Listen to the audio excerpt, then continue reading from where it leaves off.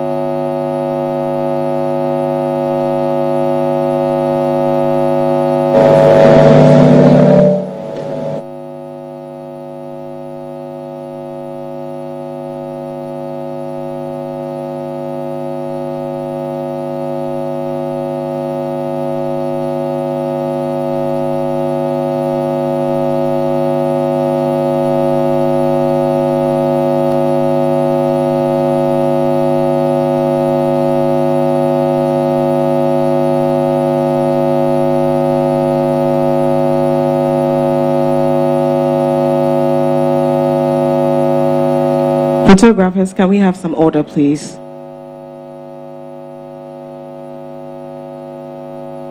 Thank you all very much. Okay, we are all standing now. Can we now have the national anthem?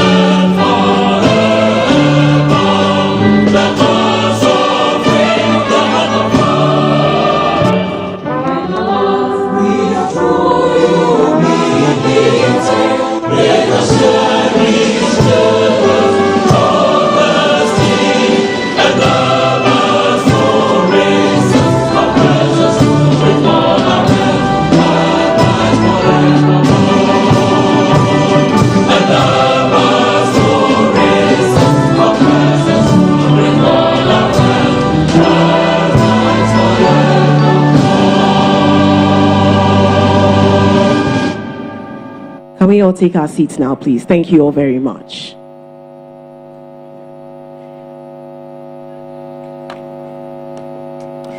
Mr. President, you're welcome, and we're welcoming all of you one more time to day 2 of the Kwahu Business Forum. Like we did say earlier, we introduced ourselves earlier. My name is Nadede Tete, and my name is Winston Amoa.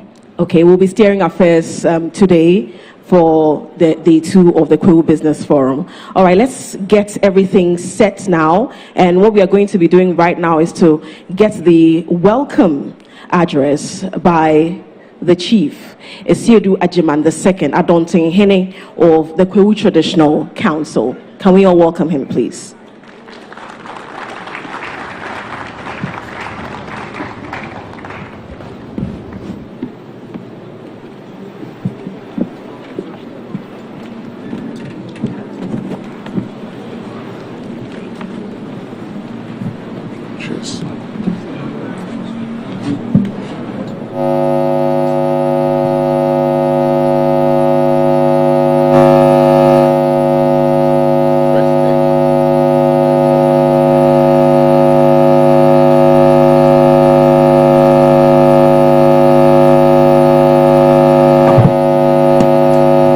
Excellency, the President of the Republic of Ghana,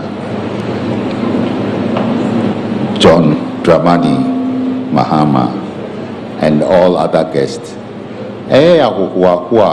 Ese enede wababe kayehu ewo Kwahu people iso. Eda jumedia mpeni na fa ejumake ya mode aba se business forum.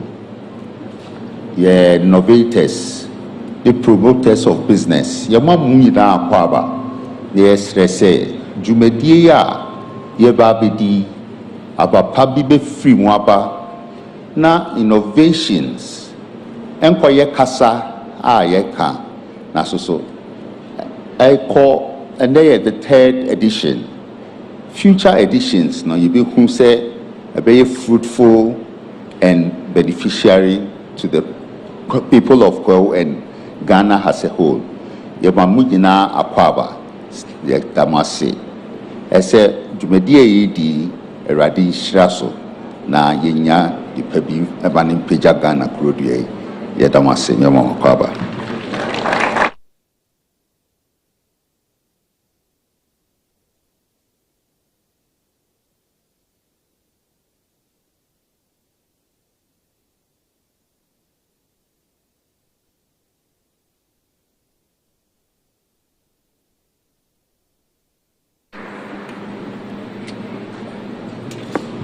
Thank you very, very much. The Adontihini of the Kwahu Traditional Council, Nana Asiedu Ajiman II. Nana, yabeda asi bebre. And moving on, the focus of today's discussion, or today's business forum, Kwahu Business Forum, is on finance, market access, growth, and innovation. So at this point, with a round of applause, let's welcome the Trade, Agribusiness, and Industry Minister, the Honorable Elizabeth Ofosu-Adjare, for some opening remarks with a round of applause.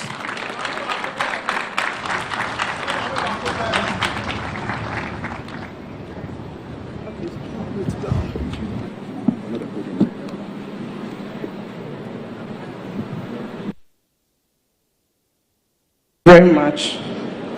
Your Excellency, President John Dramani Mahama, President of the Republic of Ghana, Chief of Staff, colleague ministers of state, members of parliament hearing present, the Chief Justice, the Governor of Bank of Ghana, the Chief Executive Officers of both public and private institutions, members of the Ghana National Chamber of Commerce and Industry, members of AGI, great captains of industry, and leaders of business association, development finance partners, entrepreneurs, SME operators, my young business leaders, friends from the media, distinguished guests, ladies and gentlemen, good morning. I am pleased to welcome His Excellency President John Dramani Mahama and to you all to Kwahu Business Forum 2026. The breadth and serenity of this gathering speaks for itself. That government, industry, and finance are represented at this level signals a collective recognition that the question of scaling Ghanaian enterprise is no longer one we can afford to treat as aspirational. Your Excellency, we are honored once again that you have chosen to be part of this forum. Your administration's commitment to private sector-led growth is one that the Ministry of Trade, Agribusiness and Industry shares fully. And your presence here today gives formal expression to the partnership between government and industry that this forum was established to advance. Distinguished ladies and gentlemen, the theme for this year's forum, the future of business, scaling up local enterprise, reflects a precise diagnosis of where Ghana stands in its industrial development. We have, over many years, demonstrated that Ghanaian entrepreneurs are capable of building viable enterprises across agribusiness processing, manufacturing, services, and trade. The constraint has never been ingenuity. The constraint has been skill and conditions necessary to achieve it. Addressing that constraint is the mandate of my ministry, and we are prosecuting it with alacrity. Your Excellency, under your guidance, my ministry has, for the first time, developed dedicated industrial policy frameworks for the textiles and garments, pharmaceutical, automobile components sectors.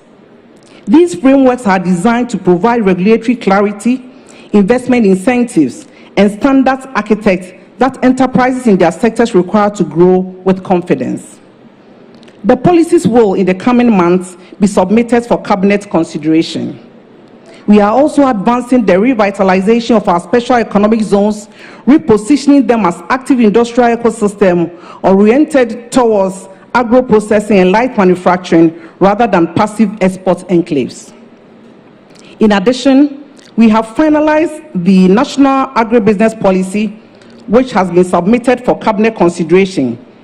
It sets out a deliberate pathway to capturing the value that currently leaves Ghana in the form of unprocessed agricultural commodities. Ghana loses an estimated 2.5 billion annually in unrealized value from raw agricultural produce alone, an amount that represents not a lament, but a clear opportunity this government is determined to seize. Your Excellency, underpinning all of these is our Africa Continental Free Trade Area Secretariat. Ghana carries a particular responsibility to demonstrate what intra-African trade can deliver in practice. We are working to ensure that Ghanaian enterprises have access to rules of origin certification, tariff intelligence, and market linkages necessary to compete and win in the continental market.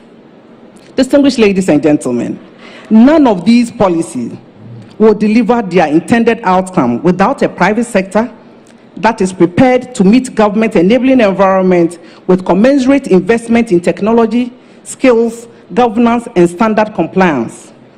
The session that followed this opening are designed to advance precisely that conversation with rigor and candor that the momentum demands. Distinguished ladies and gentlemen, the program before you today brings together some of Ghana's most distinguished financial institutions, business leaders, and sector experts to address the practical barriers to entrepreneurial growth. Access to capital, formalization, agribusiness development, and the leadership legacy required to build institutions that endure. I encourage every participant to engage these sessions as an active contributor, not merely as an observer. With these few remarks, it is my honor to formally welcome all of you to the Business Forum of Kwahu 2026. I thank you for your kind attention.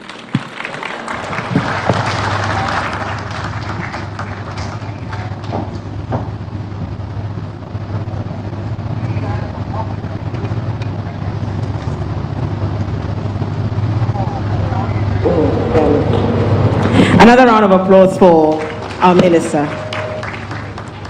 We are moving on to take some goodwill messages, and we are taking the very first one from KGL Group Chairman, Mr. Alex Apo Adadi. Could you give him a round of applause, please?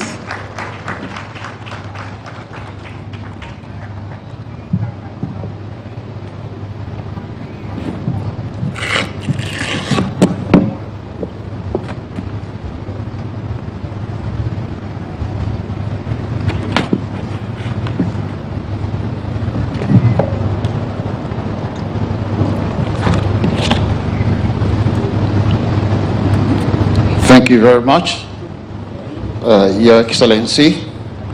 I have been given a short topic here to talk about, which is good corporate citizenship in building sustainable African business champions, the KGL case study.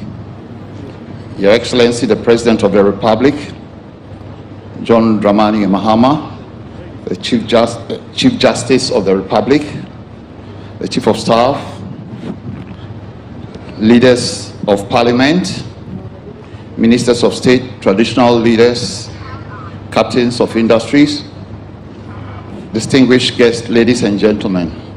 It is indeed a privilege to be here this afternoon to talk about this topic in Kwahu, a place where enterprise is a culture, where business is lived, built, and tested, and passed on. And so there's no other place to speak about good corporate citizenship in building sustainable African business champions. The KGL study, a hard truth Ghana and Africa must confront. At the KGL group of companies, our journey has taught us one powerful lesson. Good corporate citizenship is not a side activity. It is a business strategy. It is not something you do after success. It is often the reason success becomes sustainable. Why? Because in Ghana and Africa, where markets are still maturing and institutions are still evolving, trust is not a soft asset. Trust is a hard currency. and businesses that understand this build differently. We have always believed that if you operate in sectors that touch the public interest, then your responsibility must be greater than your ambition. This means governance before glamour, compliance before convenience, partnership before opportunism, impact before applause. Because if your business grows while the society around you breaks down, that is not success, Your Excellency. That is mere temporary extraction. And let me be blunt here. In Africa and in Ghana, where we often talk about public-private partnerships, but not every PPP is a partnership. Some are merely private profit wrapped in public language, and this must change. A true partnership between the state and private enterprise must produce measurable value, improved service delivery, sustainable revenue, public confidence. Your Excellency, anything less than that is not a partnership, it's an arbitrage. And at KGL, our conviction has been simple. When private sector works with government, the question should not be how much can we take? The question should be how much value can we create together? That is the difference between a contractor and a good corporate citizen. And Ghana needs more good corporate citizens. Good corporate citizenship must touch real lives.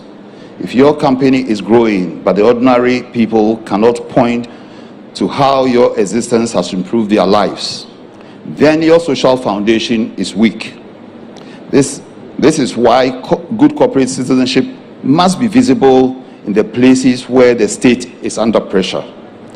In education, in health, in youth opportunity, in women's empowerment, and in community resilience.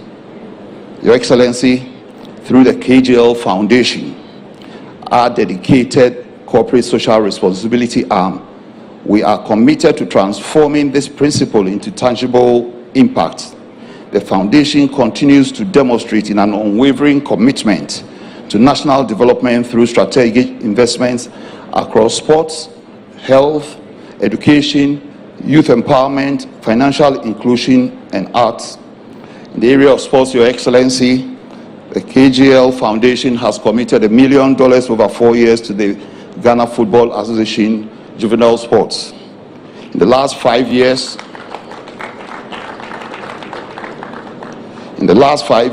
we have committed 30 million cedis to the national soccer team, the Black Stars, and we continue to do that. We have shown a strong commitment to support two initiatives by government. That's the Ghana Sports Fund, and also the Ghana Health Fund. In the area of medical sponsorship, we have built the first mental health facility north of the country in Kumasi at a cost of several millions of dollars.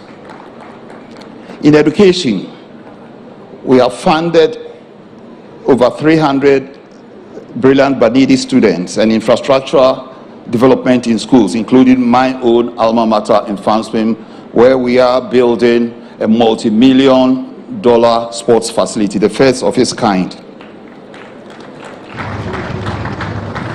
And these are all interventions that we've made as part of corporate Ghana. Furthermore, Your Excellency, ladies and gentlemen, too many businesses are built around individuals, not systems. When the founder is strong, the business is strong.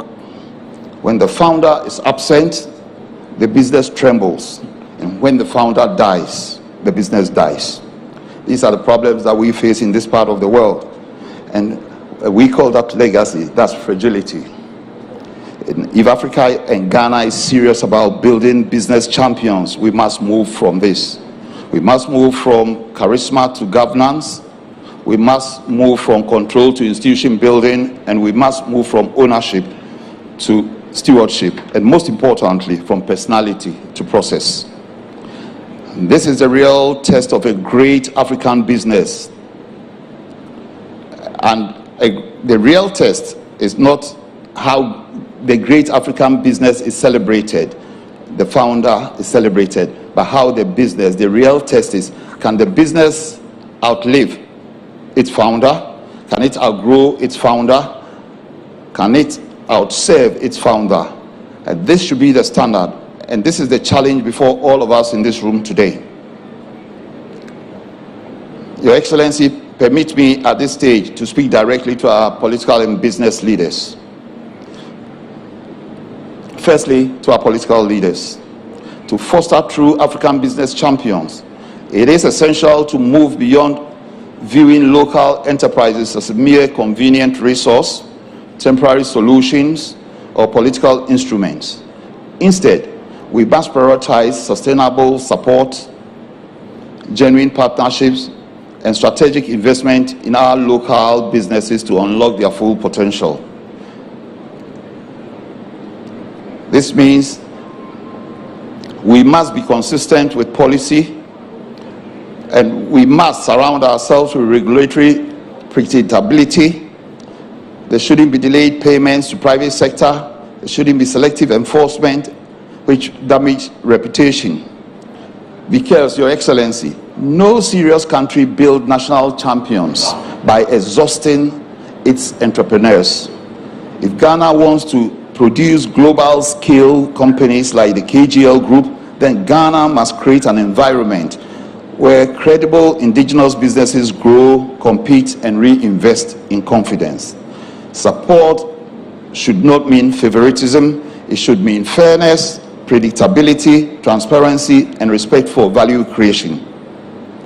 Because when a serious Ghanaian company wins, Your Excellency, it is not only the founder who wins. Workers win, suppliers win, families win, communities win, the government revenue wins, and national confidence also wins. And to my fellow business leaders here today, let me be equally direct. We cannot demand trust from society if we do not practice discipline ourselves. We cannot ask for policy support while ignoring governance. We cannot speak on patriotism while evading responsibility. We cannot demand national respect while treating workers, regulators, or communities as inconvenient.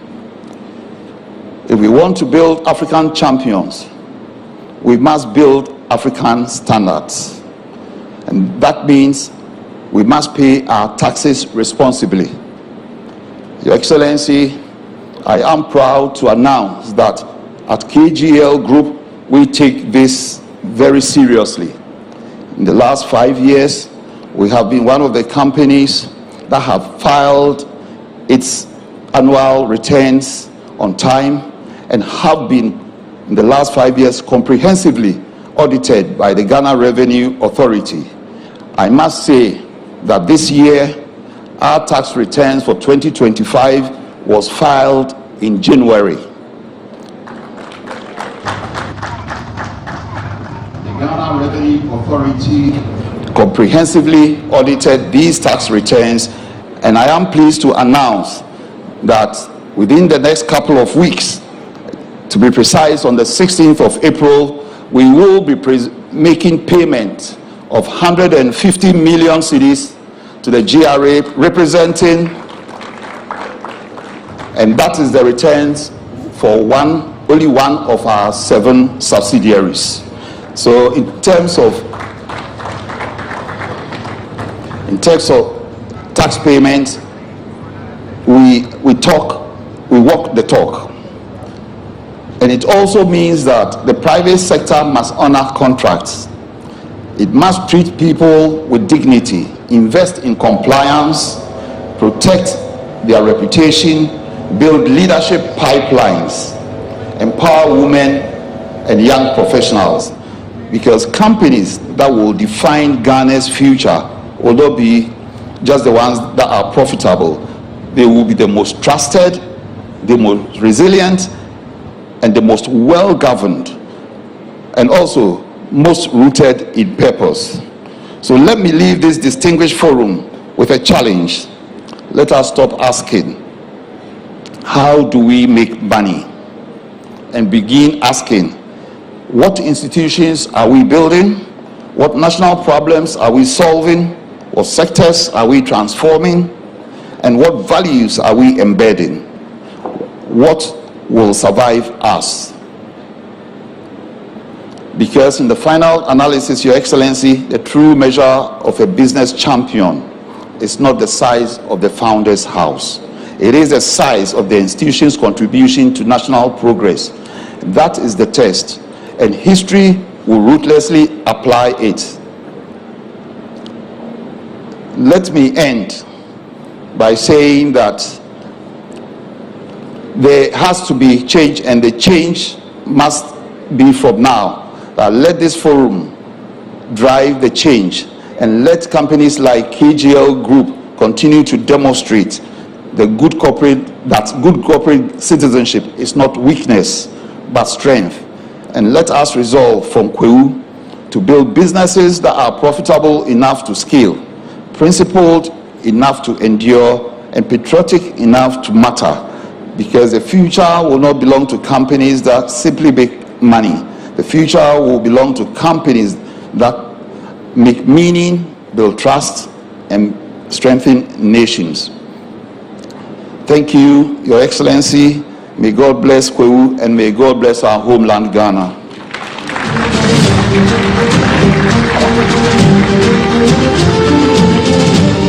And before I end, I think that when I saw the theme, scaling up local businesses, one thing came into mind. In Ghana, it's very difficult to scale up because we are in a perpetual startup mode. How do you scale up when you are in a perpetual startup mode? And meaning that unless we build sustainable businesses, there's no scaling. You can only scale on what you've built. So let's think about that. The scaling has to start with a build-up. Thank you very much. Another round of applause for Mr. Alex Apau Dade, who is the KGL Group chairman. One thing that he said that stood out to me is that too many businesses are built around individuals and not systems. And we need to be moving from personality to process. That's one key takeaway for me. I would like to invite the Chief Justice, His Lordship, Paul Bafoboni, to also give us his welcome address, and we would love to limit that address to about 3 minutes. Thank you so much, Your Lordship. We're grateful.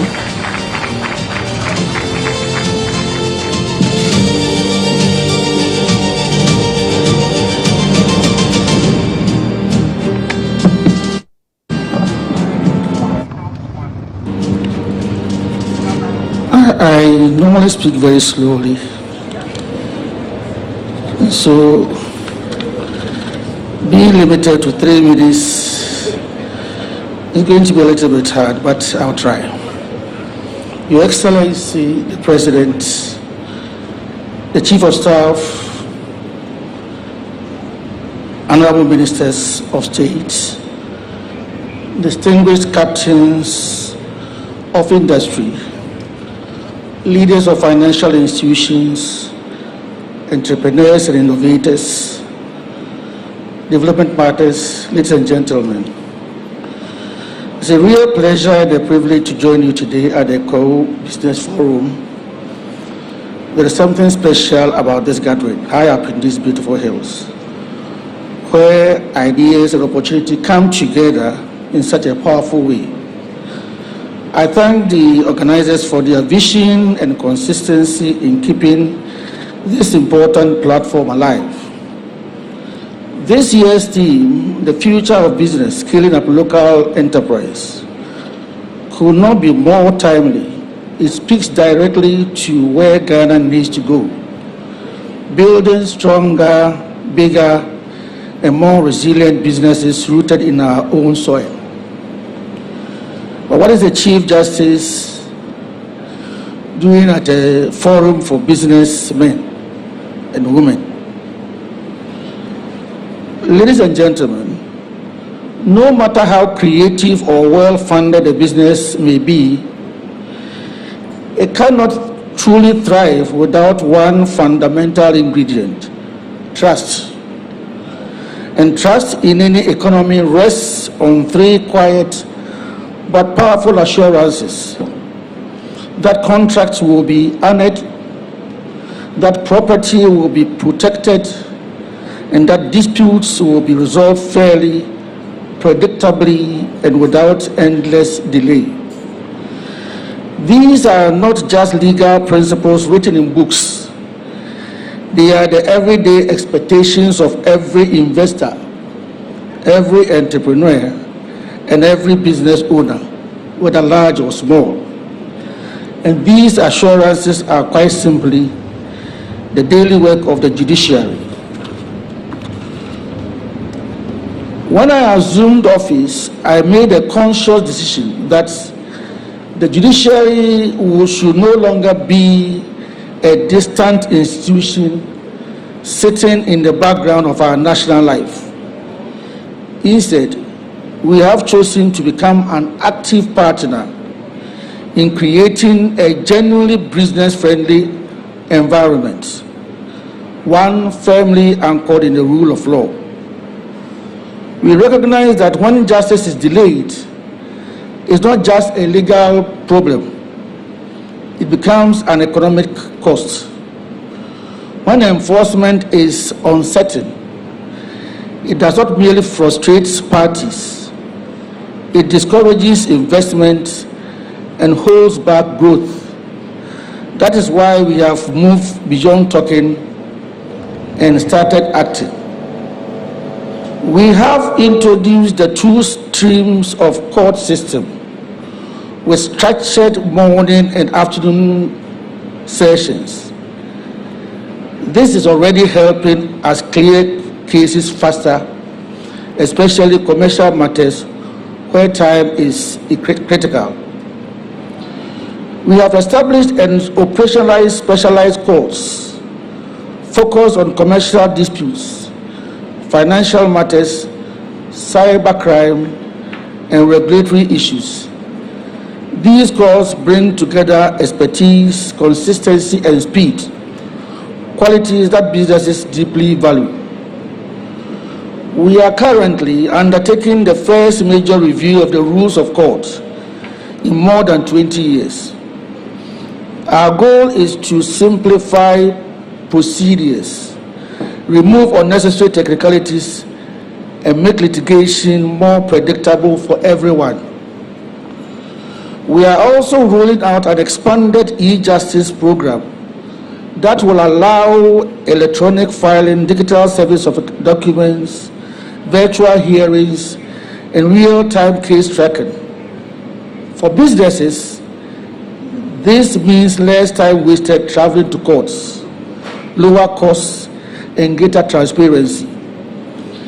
In addition, we are strengthening the ADR mechanisms because we know that not every commercial disagreement needs to become a long, bitter court battle.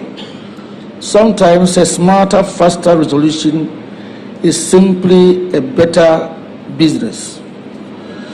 We are equally investing in better court infrastructure and security so that justice is not only done, but is seen to be done in environments that inspire confidence. Taken together, these reforms are designed to deliver a justice system that is faster, more accessible, and more predictable.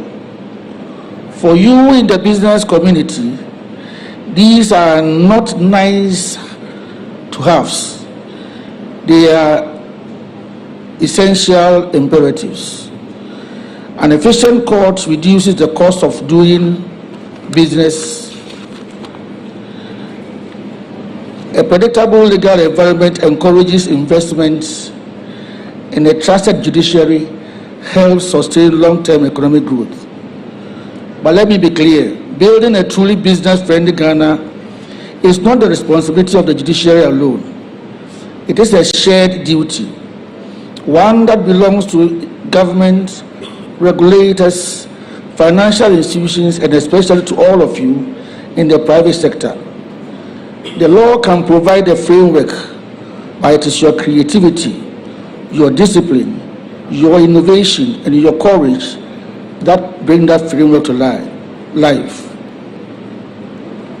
In concluding, I would like to answer the question that I asked at the beginning. What is the Chief Justice doing here? As you deliberate over the next few days on financing, industrialization, market access, and scaling up our local enterprises, I want you to know this: the Judiciary of Ghana now stands ready as your reliable partner. We are committed to a system where agreements are honored, rights are protected, and justice is delivered not only fairly, but in good time. In the end, the true strength of our economy will not be measured only by the wealth we generate, but by the certainty and confidence within which that wealth is created and protected. We are working steadily and deliberately to provide that certainty. I wish you very fruitful, honest, and inspiring discussions over the coming days, and I look forward to the meaningful welcomes that will emerge from this beautiful Kwahu gathering. Thank you very much for your attention, and may God bless our homeland Ghana. I think I did that in 2.5 minutes.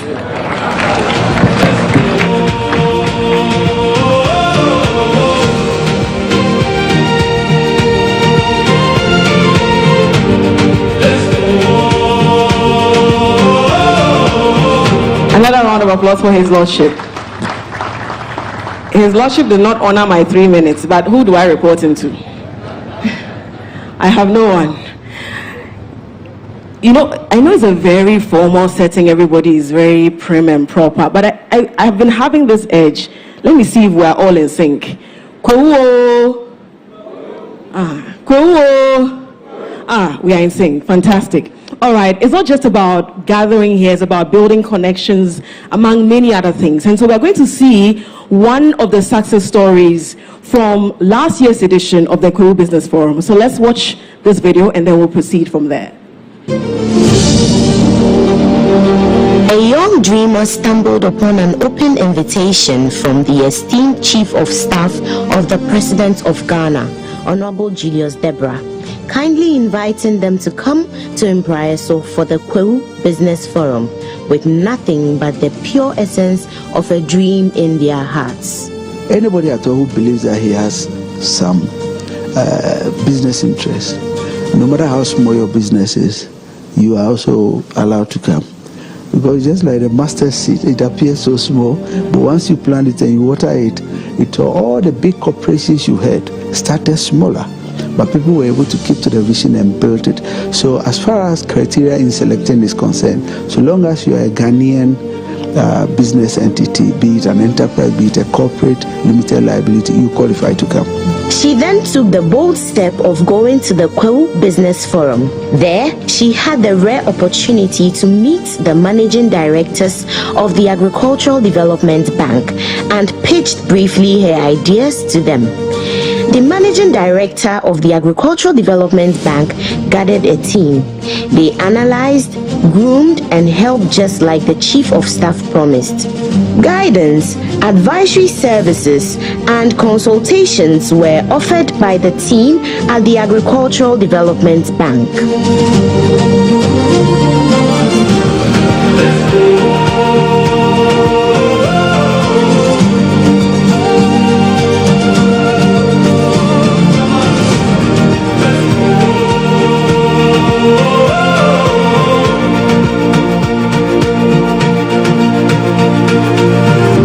Of it is that as a president, you want us, as part of the whole objective, to encourage the private sector to lead this. Right. So that it's not going to be government setting it up, so you neglect it. But it's going to be you, the individuals, setting up, but the government creating the enabling environment for you to get access to credit. Tax regime system will be such that you will be encouraged to do it. And so this, answering a very simple question as to how these will not be neglected, is because they are going to own by the individuals. Together, they took the bold step of presenting to the office of the president this project, which is focused on outgrower schemes engaging Ghanaian farmers nationwide in conjunction with other policies such as the 24-hour economy, will boost the agricultural sector and promote the agenda of resetting Ghana.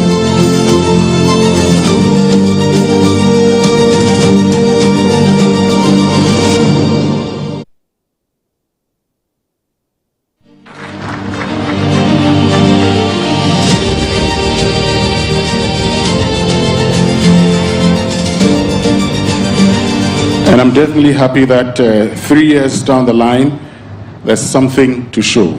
You know, most of the time we start these initiatives, and it will take time, we know. But I'm happy that when it comes to the Kwahu Business Forum, which started in 2024, there's something to show. And I believe that going forward, we'll have more of these success stories. Now, speaking on the topic from vision to impact, realizing Ghana's economic potential through strategic support and innovation, let's welcome the CEO of the Ghana Exim Bank, Honorable Sylvester Adinam Mensah.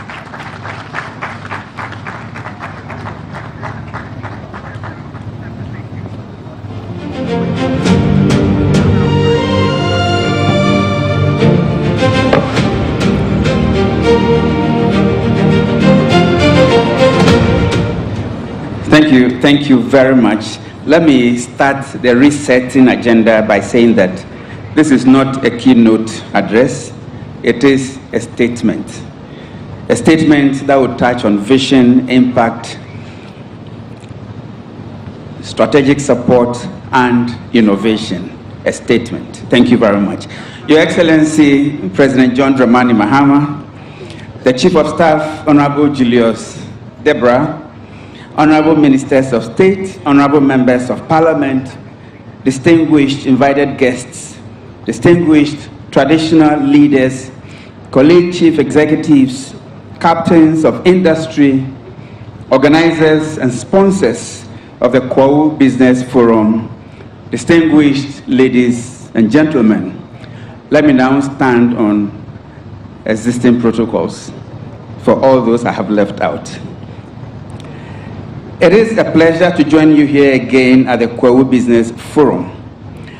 After our engagements last year, we received funding requests from a number of participating businesses.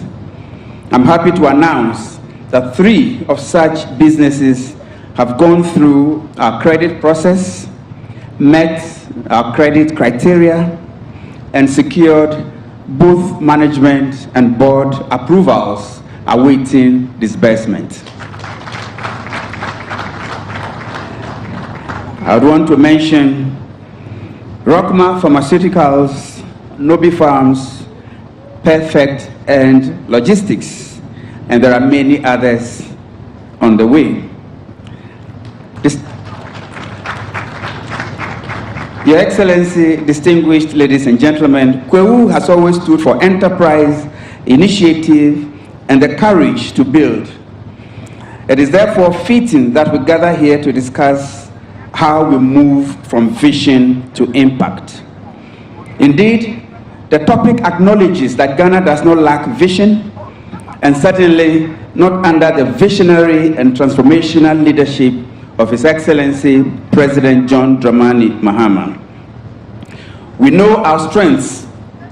We have entrepreneurial energy, we have natural resources, we have a youthful population, we have a strategic place within Africa, and we have real opportunities under the African Continental Free Trade Area. Distinguished ladies and gentlemen, our mission is to turn this potential into measurable economic results, to move from discussion to execution, to turn strategy into jobs, production, export, and stronger businesses. The tools required are greater focus, effective coordination, and deliberate investment in the right sectors. And that is exactly what government is poised to do and is doing. Ghana's next phase of growth must be driven by 3 shifts. First, we must produce more of what we consume. Second, we must process more of what we produce. And third, we must export more of what we process. This is how the leadership of President John Dramani Mahama wants to build resilience. This is how the government wants to create jobs at scale. This is how government of Ghana will reduce pressure on foreign exchange. And this is what positions Ghana as a serious force in regional and global trade. This is the thinking at the heart of Ghana Exim Bank's 2025 and 2030 strategy. It is not only a banking strategy, it is a practical framework for national economic transformation through food security, value addition, industrialization, and export-led growth. Distinguished ladies and gentlemen, we know some of the barriers to growth, and yesterday's panel discussed and treated us to a few of them. Yes, too many promising sectors remain underfinanced. Yes, too many Ghanaian businesses have potential, but not enough scale, systems, or support to compete effectively. Yes, too many producers are disconnected from processing, certification, logistics, and export markets. And too often, our efforts are fragmented. This fragmentation has a cost. It is one reason that Ghana continues to spend heavily on imports in areas where we can build stronger domestic capacity. In the presentation by Comrade Gozitano yesterday, he said, and it is true, that we spend over $1 billion annually to import rice and poultry products alone. This is unacceptable. And is the reason His Excellency, the President's vision on the Akoko Nkitin program is so timely. It is directed at addressing this imbalance, among others. Distinguished ladies and gentlemen, that is why GESIM's strategy is focused on sectors where targeted intervention can create national impact. We are giving the pride of place to rice production, poultry, garments, and apparel in our funding metrics. These are not random choices. They align with government's Feed Ghana program under the Agriculture for Economic Transformation agenda. They also connect directly to some of Ghana's most urgent economic priorities: food security, job creation, industrialization, import substitution, and foreign exchange stability. Distinguished ladies and gentlemen, if we strengthen local rice production and processing, we do more than increase supply. We strengthen an entire value chain, from farming and aggregation to milling, packaging, storage, transport, and distribution. If we develop the poultry sector sustainably, the gains go far beyond the farms themselves. We stimulate feed production, hatcheries, veterinary services, processing, cold chain, logistics, and retail. Of course, the poultry value chain includes the production of maize, soya beans, and many others. If we finance garments and apparel subsector, we unlock major employment opportunities, especially for women and young people, while also rebuilding local manufacturing and supporting competitive Ghanaian brands. Your Excellency, distinguished ladies and gentlemen, beyond these flagship sectors, we also seek to deepen non-traditional exports.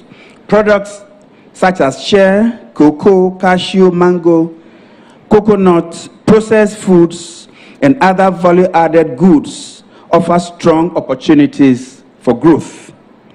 The goal is not simply to export more raw materials, as has been articulated on various platforms by His Excellency, the President. The goal is to build competitive value chains that retain more value here in Ghana. That is what meaningful export growth looks like. It is not only about volume, it is about value, it is about competitiveness, and it is about sustainability and long-term national benefit. This is where strategy becomes critical. At GESIM, we see our role as going beyond finance in a narrow sense. Strategic support means helping businesses grow in ways that are commercially viable and nationally impactful. It means providing financing that is aligned to the realities of production and trade while de-emphasizing collateral requirements for micro, small, and medium-sized enterprises. It means supporting value addition instead of only financing the movement of raw commodities. It means helping firms improve standards, strengthen packaging, and gain access to markets. It means building the capacity of micro, small, and medium-scale enterprises so they can scale and compete. And it means working with both public and private sector to address constraints that no single business can solve in isolation. The roadmap to 2030. Distinguished ladies and gentlemen, the roadmap to 2030 is clear. The first phase has been laying the foundation. The second phase is about scaling and market penetration. The third phase is about deeper industrialization. And this is where Ghana must consolidate its gains through stronger processing ecosystems, more investment in productive capacity, and a clear position as a regional hub for value-added trade. This sequence matters because transformation is not an event, it is a process. First, we organize, and then we scale.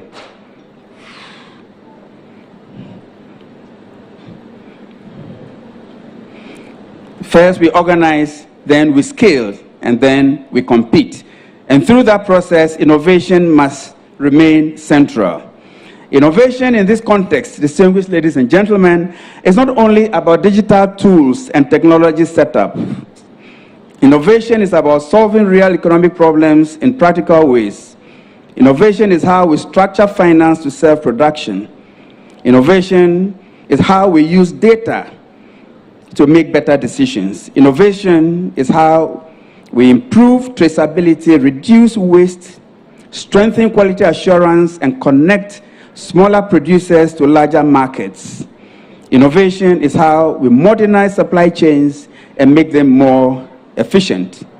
Innovation is also how we build partnerships and unlock infrastructure, attract investment, and support long-term growth. This is the kind of innovation we need.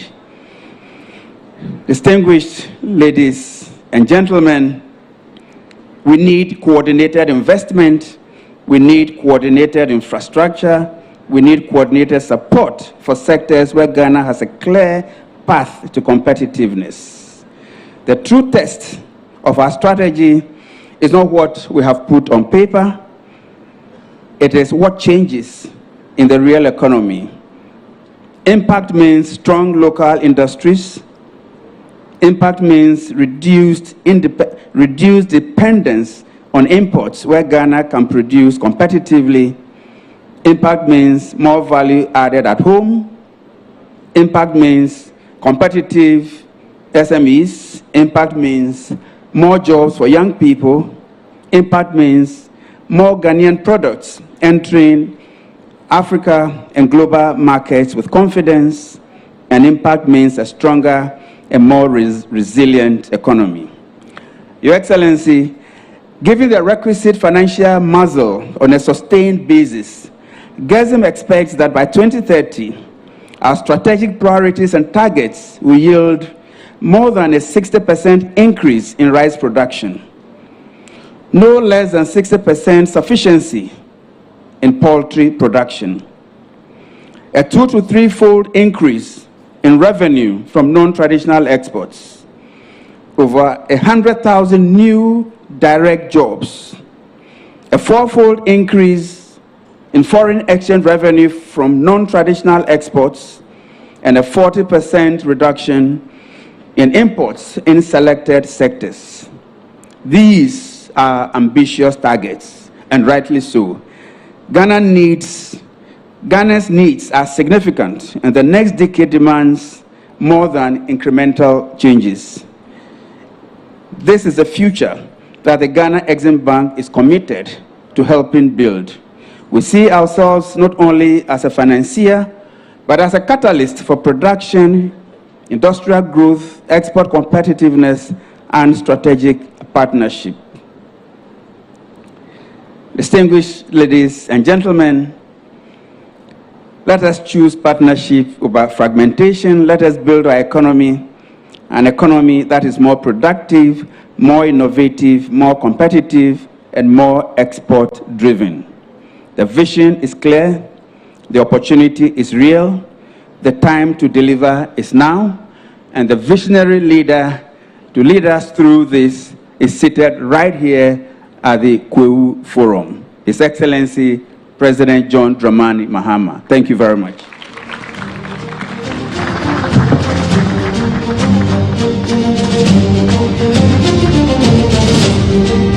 We can definitely do better. Another round of applause for him.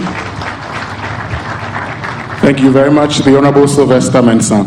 And I like the fact that he talks about impact and says what really matters is not what is on paper, but what is felt. And I'm happy because you talk about the fact that by 2030 we should achieve 60% sufficiency in poultry and 60% increase in rice production. I say I like it because then I have something to hold you accountable to. Come again? Okay, that's great. And I mean, I like that because once people say things and they set targets, you can always come back and say, okay, you said you're going to do this, where are we?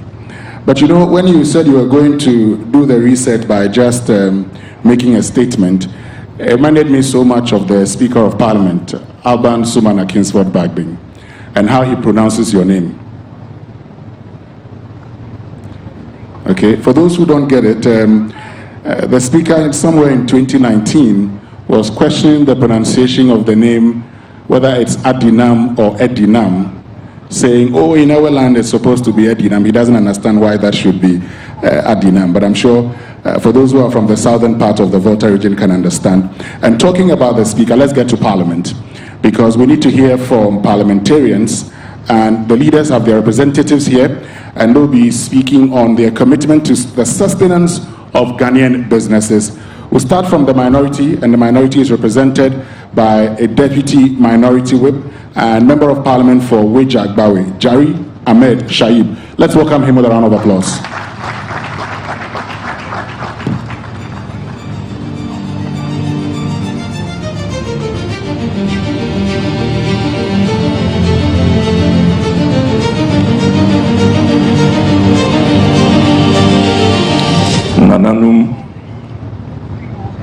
Your Excellency John Dramani Mahama, President of the Republic of Ghana, Honorable Julius Deborah, Chief of Staff, the rep of the respected Majority Leader, Mr. Ales Apaodade, KGL Group Chairman, the Chief Justice of the Republic of Ghana, my Lord Paul Bafuboni, Honorable Ministers, senior government officials, business leaders and partners, members of the organizing committee of this forum, distinguished invited guests, ladies and gentlemen, good afternoon. I am honored to represent the minority leader, Osayin Alexander Kwamena Afenyo Markin, who regrets his inability to be with us in person. I will deliver his remarks in full as prepared for this important occasion. Mr. President, it's a distinct privilege to address you and all here gathered on this third edition of the Kwahu Business Forum, an important platform that continues to inspire fresh thinking about Ghana's economic future. while reminding us that the future of our nation is deeply intertwined with the active participation of the private sector, particularly the strength of its indigenous businesses and the vision of its entrepreneurs. Mr. President, the theme for this year, and I quote, "Leaders committing to sustenance of Ghanaian businesses," unquote, places a clear responsibility on everyone in this room to show through action that Ghana's business community has people who will stand with it when it matters. Sustenance is a purposeful word. It implies active, deliberate, and sustained commitment to ensuring that Ghanaian businesses do more than survive the conditions they face. Today, as we are here, that commitment begins with honest acknowledgement of what those conditions currently are, and it demands that leaders, wherever they sit, take responsibility for changing what is within their power to change. The Minority Caucus comes to this forum not simply to speak, but to be held to that standard. The minority leader, who has spent over 2 decades in both public service and private enterprise, he understands the hurdles that define the entrepreneurial journey, what it means to raise capital, to innovate through constraints, and to stay resilient in the face of shifting market dynamics and a fragile entrepreneurial ecosystem. These experiences have deepened his conviction that entrepreneurship is nation building. It is precisely because of this that as political leaders, Mr. President, we have a responsibility to depoliticize entrepreneurship, to create an ecosystem where business owners can operate without fear of being tagged or targeted. When we politicize local enterprise, we create an uneven playing field that stifles innovation and discourages risk-taking. When this happens, it is foreign businesses that stand tall, and they dominate our markets while our indigenous enterprises are made to struggle. That cannot be the path to sustainable growth. Mr. President, whilst we celebrate enterprise and actively cultivate an environment where hard work and creativity are rewarded, the success of a business should never depend on which political regime is in power, nor should it be stifled by partisan labels. Our role as political leaders is not to frustrate any private sector actor, but to foster a fair and enabling environment where merit, innovation, and hard work is rewarded. Mr. President, and as we nurture this culture of enterprise, we must also take a hard look as to how we extend opportunity, particularly to the youth. They must be supported when they demonstrate potential, creativity, and drive. The Minority Caucus has spent recent weeks in structured engagements with the Ghana Union of Traders Association, GUTA, with the Ghana Employers Association, GEA, and the Association of Ghana Industries, AGI. We also listened to farmers and SME operators across sectors.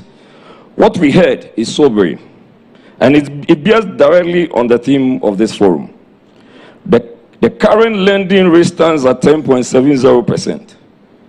Lending rates for SMEs continue to range well above that benchmark, with most banking pricing one-year SME loans significantly higher. Once margins, fees, and associated charges are applied, between 60 and 80% of Ghana's small businesses do not survive their first 5 years, largely because they cannot access affordable credit at the tenure their investment cycles actually require. The banking sector's collateral requirements lock out most SMEs before the conversation about rates even begins, and the maximum loan tenure commercially available remains wholly inadequate for manufacturing and agro-processing enterprises that need patient capital to grow. A headline lending rate of 10.70 means nothing to an industrialist who cannot meet the collateral threshold to access it, or who is offered a 2-year facility for an investment that requires 10 years. The financial sector's mandate to support indigenous enterprise cannot be fulfilled under these conditions. We cannot preach entrepreneurship while the system we preside over makes capital structurally inaccessible to the entrepreneur we are preaching to. Mr. President, the AGI has documented manufacturing lines running below capacity, not because of weak demand, but because the energy cost of food production exceeds the price at which the product can profitably be sold. That is not a market problem. That is a policy problem. Import VAT, excise duties, the NHIL, and the Get Fund levy are paid simultaneously by the same businesses on the same transactions. The combined burden of these obligations on a single producer in a single sector has never been properly assessed in its totality by this government.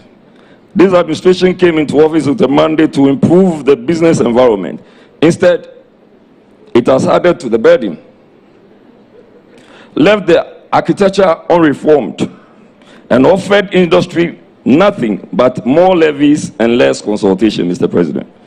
The manufacturer is being squeezed from both ends, cause that this government will not reduce an import competition that it cannot match. No business can plan for growth in such an environment. Mr. President, the publican trade solution has been deployed for excise duty assessments without independent validation against an unreformed duty schedule and without a functioning appeals mechanism.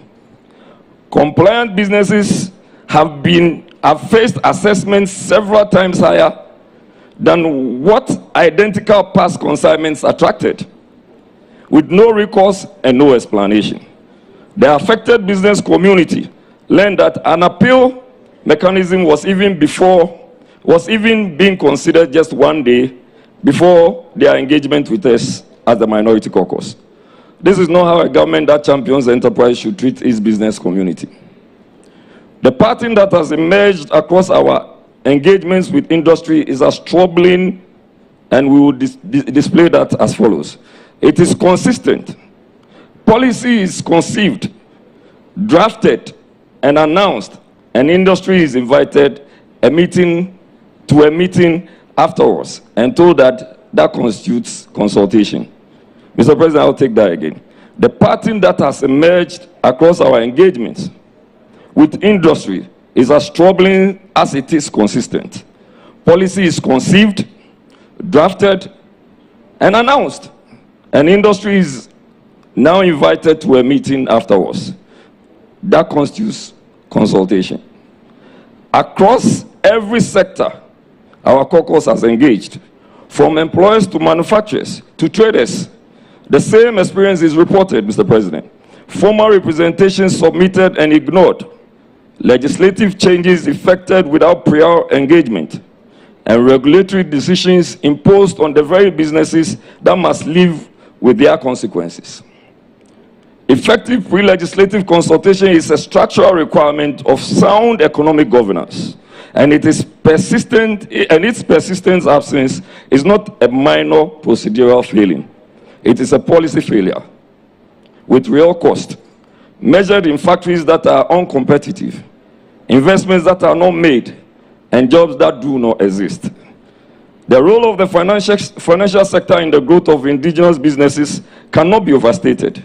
For our economy to succeed, we must ensure that financial institutions play a more proactive role in supporting local enterprises by creating the opportunities that will allow these businesses to grow and ultimately contribute to job creation on a national scale. The 24-hour economy on my mind.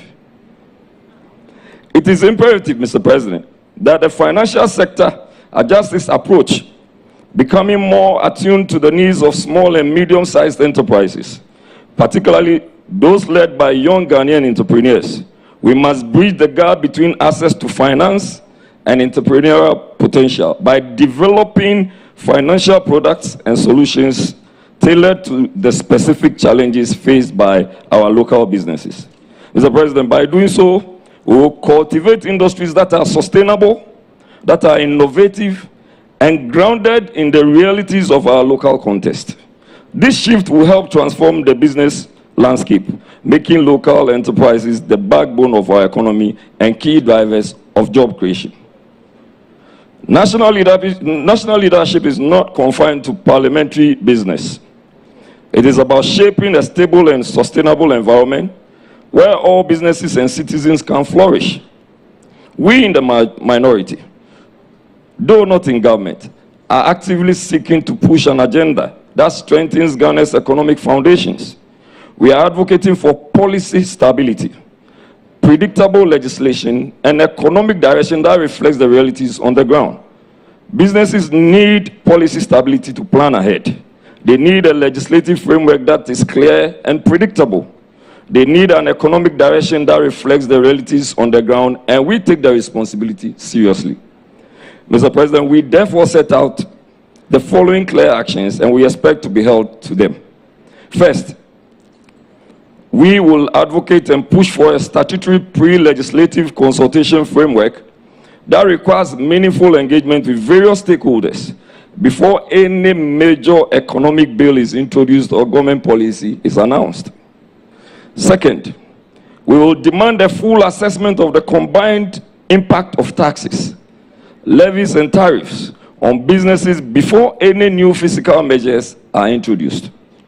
Third, we will press for full parliamentary scrutiny of the AI-driven customs assessment system at the ports and hold government to account until a credible and accessible appeals process is in place for every business adversely affected by inflated assessments. Fourth, we will table formal parliamentary motions calling for an independent review of utility tariff structures alongside a transparent and time-bound tariff roadmap that allows businesses to plan with certainty. Fifth, we will advocate for ring-fenced investment in technical and vocational education with clear outcomes tied directly to industry needs and protected from budgetary diversions. Sixth, we will establish a structured quarterly parliamentary engagement with organized businesses. This will be a working mechanism where concerns are tracked, followed through, and carried into all relevant parliamentary processes. Seventh and the final one. We will push for targeted reforms in SME financing, including longer tenure credit facilities, aligned with industrial investment cycles, and a review of collateral requirements that currently exclude viable businesses from accessing credit. Mr. President, in conclusion, I wish to acknowledge the contribution of all the industry players present today. Let this forum be not merely a platform for dialogue, but the beginning of sustained structure support for entrepreneurship in Ghana, so that together we can forge a path forward. We can forge a path toward a brighter and a more prosperous economic future. To the entrepreneurs and businesses present, I urge you to take full advantage of the opportunities before you. Invest boldly in your dreams, for they are the foundations of our collective future. And to the financial sector, the Minority Caucus stands ready to work with you to champion the legislative and policy environment that makes it possible for your institutions to become genuine engines of indigenous enterprise. But that partnership must begin with honest engagement, with industry and with parliament, and on the real conditions businesses face on the ground. Mr. President, whilst I sit down, let me also commend you for granting approval of a multilateral visa agreement for all African countries, save that it was started by President Akufo-Addo. Thank you very much.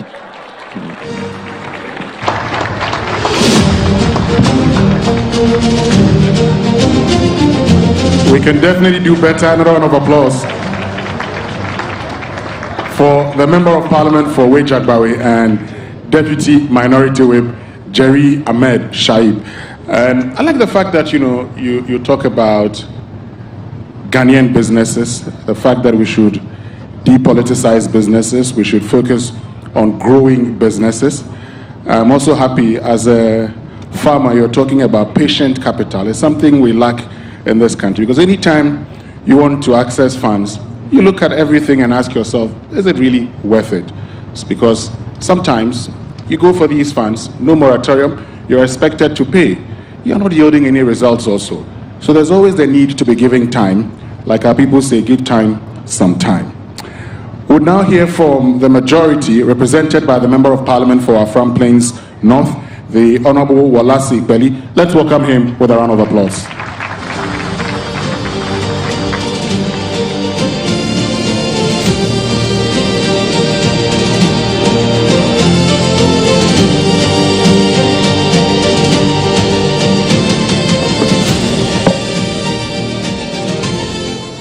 Thank you for the opportunity.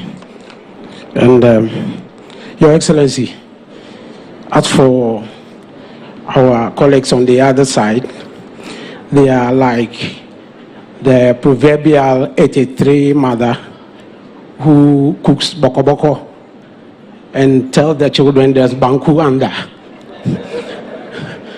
You only finish the boko boko, get full to know that there is no banku. So when he talks about depoliticization, he is full of the quote of politicization. But well, they guide us to do better. Your Excellency, the President of the Republic of Ghana, His Lordship, the Chief Justice of Ghana,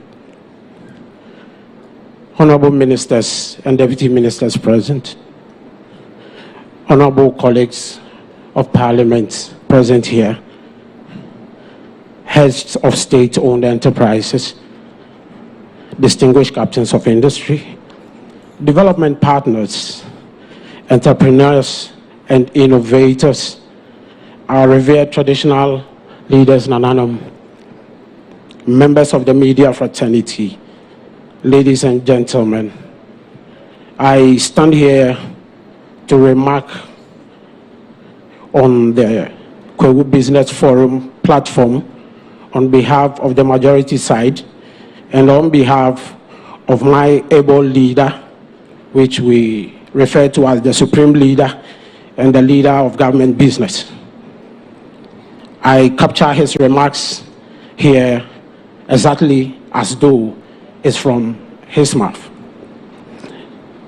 He is unavoidably on a mission that will not allow him to be here. It is a privilege and an honor to address this distinguished audience at this important occasion of the Kwahu Business Forum, a platform that has rapidly and increasingly evolved into a strategic convergence point for policy, enterprise, and investments. The theme of this forum, where business meets opportunities, succinctly captures the desire of the government to bridge the gap between investment and opportunities in the quest to enhance and promote businesses and investments across the country. I must start by commending the organizers of this forum on how they have deliberately structured the forum with the goal of making participants get the best out of it. More so, the forum is curated in a way that directly speaks to the real constraints and opportunities within the country's business ecosystem that entails inadequate access to finance and formalization to industrialization through local sourcing and the development of export-ready enterprise. The forum spanning policy dialogues, investor pitches, exhibitions, and masterclass, which accurately reflects a deliberate national effort to seek to bridge the gap between governance and enterprise. Ladies and gentlemen, it is important to humbly admit that this point that economic transformation cannot be engineered by the government alone. Given historical occurrences and empirical evidence which can be referenced in other development countries, economic development can be decisively driven by resilient, innovative, and well-supported private sector. Parliament, as the legislation-making body, fully recognizes this reality as such. has worked to help create an enabling environment where business can survive, thrive, scale, and compete globally. It is in this regard that over the years, Parliament has worked assiduously to pass various legislation that seeks to empower the private sector in the country. Some of this legislation include, but not limited to, the investment promotion laws that were enacted to help promote investment in the country. Notable among such legislations are: 1, the Ghana Investment Promotion Center Act, 2013, Act 865, that establishes the Ghana Investment Promotion Center, GIPC, with the goal of creating the incentive framework and investor facilitation systems to govern both foreign and domestic investments and to provide investment guarantees. 2, the Free Zones Act 1995, Act 504, that also establishes the free zones for export-oriented businesses to offer tax holidays, duty exemptions, and full repatriation of profits. Foreign Exchange Act 2006, Act 723, that's 3. This act guarantees transferability of profits, dividends, and capital, which are all critical for foreign investor confidence. The quest to provide a conducive and level playing field for business to thrive also saw Parliament enact legislation such as the Companies Act 2019, Act 992, that helped to modernize company law regime by simplifying business registration and corporate governance. Some tax regimes have been major burden to business, and such Parliament enacted legislations to rationalize the tax regime that regulates the business community. In regards, legislation such as the Income Tax 2015, the Value Added Tax 2013, Customs Act 2015, and Ghana Revenue Authority Act 2009 were all enacted in this regard. The quest to provide the needed support to business in accessing finance, ensure financial stability, investment flows, saw Parliament enacting the financial sector and banking laws to help regulate the financial sector, which is the fulcrum around which businesses revolve.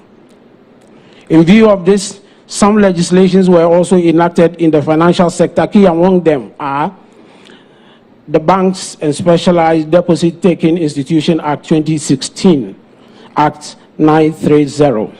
This sought to strengthen banking sector regulations and improve confidence in financial institutions in the country.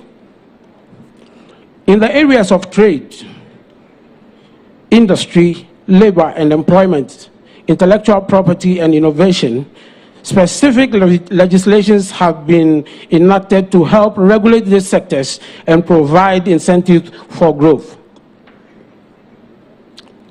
In all, I can confidently say that after spending over 2 decades in the House, he, the majority leader, have witnessed the enactment of robust, innovative legislative frameworks that promote investment inflows, protect investor interests, facilitate business formation and growth, and enhance sectorial development. These laws put together collectively position our dear country as one of the most structured and investment-ready economies of the African continent. I must reiterate that the discussions that are outlined in this forum, particularly the cost of doing business, access to finance beyond traditional banking, transitioning into formal sector, industrialization through local sourcing, are not abstract conversations.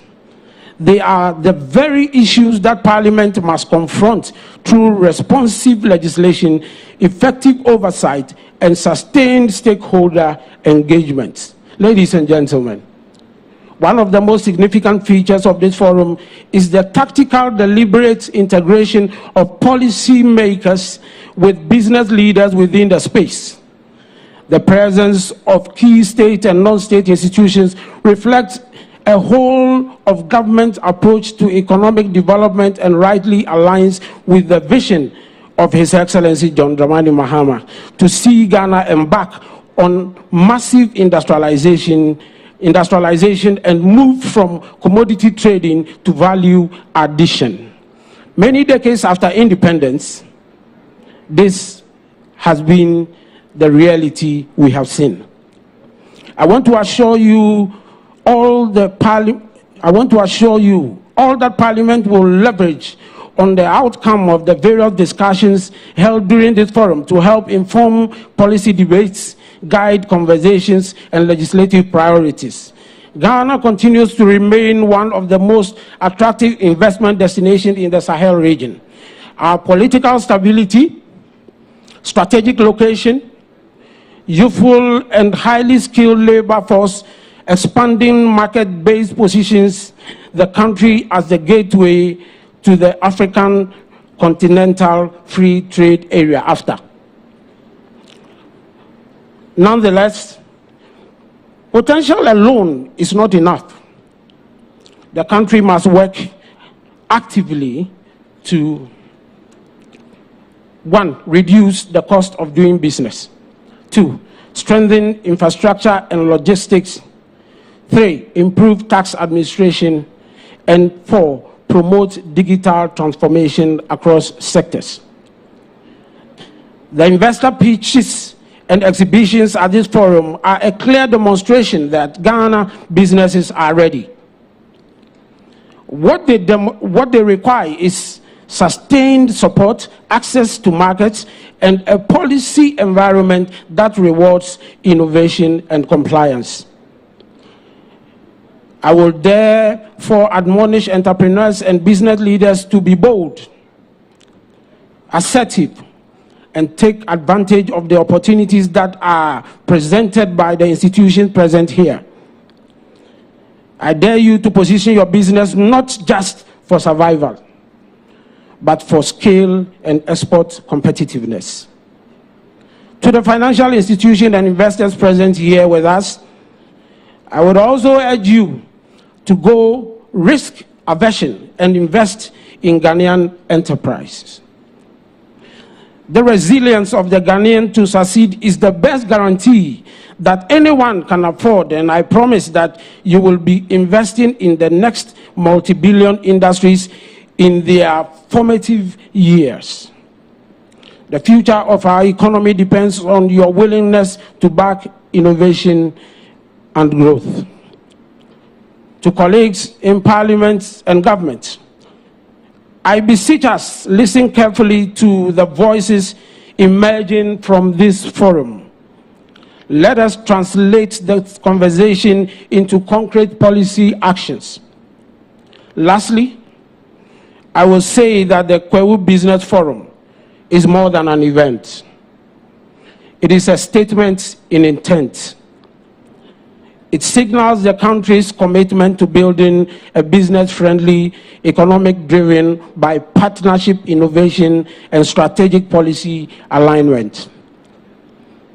I am confident that the deliberations here will contribute meaningfully to shaping the country's economic trajectory. Let us work together, government, Parliament, and the private sector, to build a prosperous, inclusive, and resilient Ghana. I thank you all for your attention. Long live Kwahu land, long live Ghana. Thank you.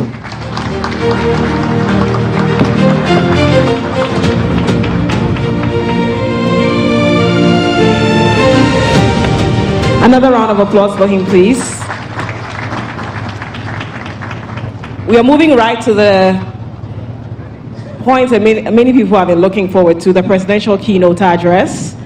And the president will be speaking on the theme accelerating private sector growth and industrial transformation in Ghana. Can we all stand up and welcome the president as he addresses us? With a round of applause, please.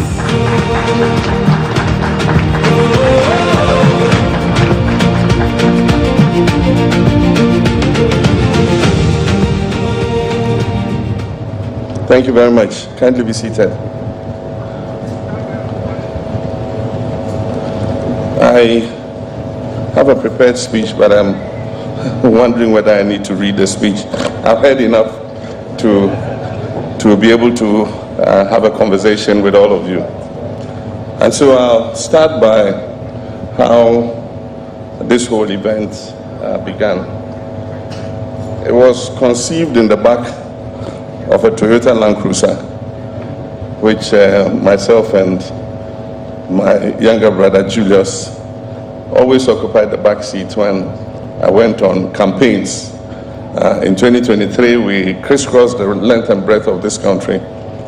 And we're talking about, dreaming about what we could do when we get the mandate from the people of Ghana to govern this country. And we're talking about tourism and how we can improve things. And then the issue of Kwahu Easter came up. And we talked about the whole Kwahu Easter program and how we can add a business angle to it. Everybody knows the genesis of coming back home to Kwahu.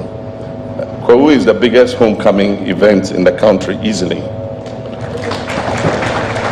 And it came from the fact that the Kwahu people are business people and traders.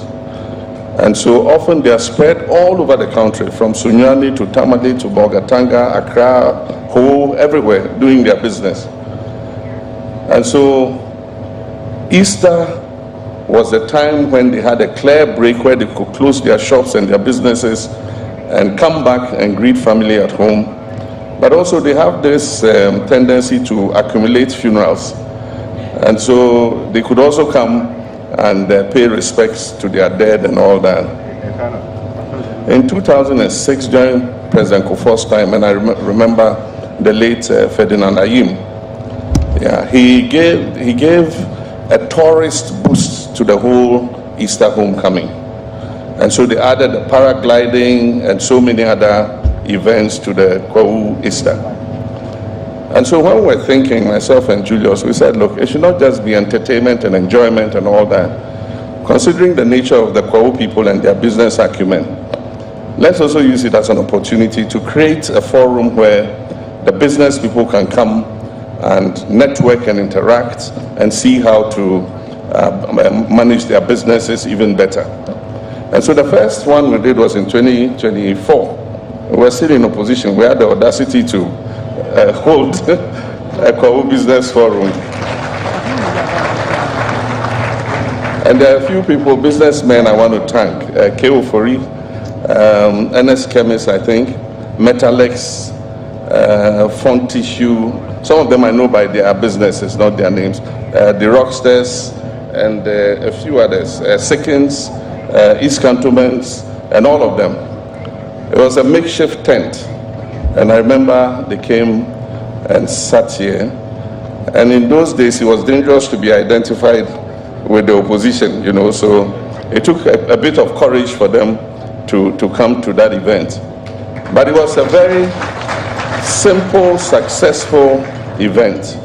And I think at that event, I made the promise that if we win power, we're going to make this a permanent annual event,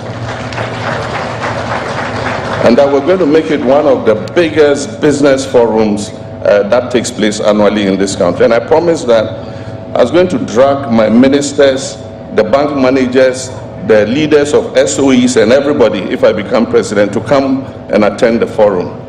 And so last year, we brought almost everybody. All the banks were here, fintechs, you know, small and medium enterprises and everybody. And they saw how useful it was. The networking and all that was very useful. And so this year they are here again in their numbers.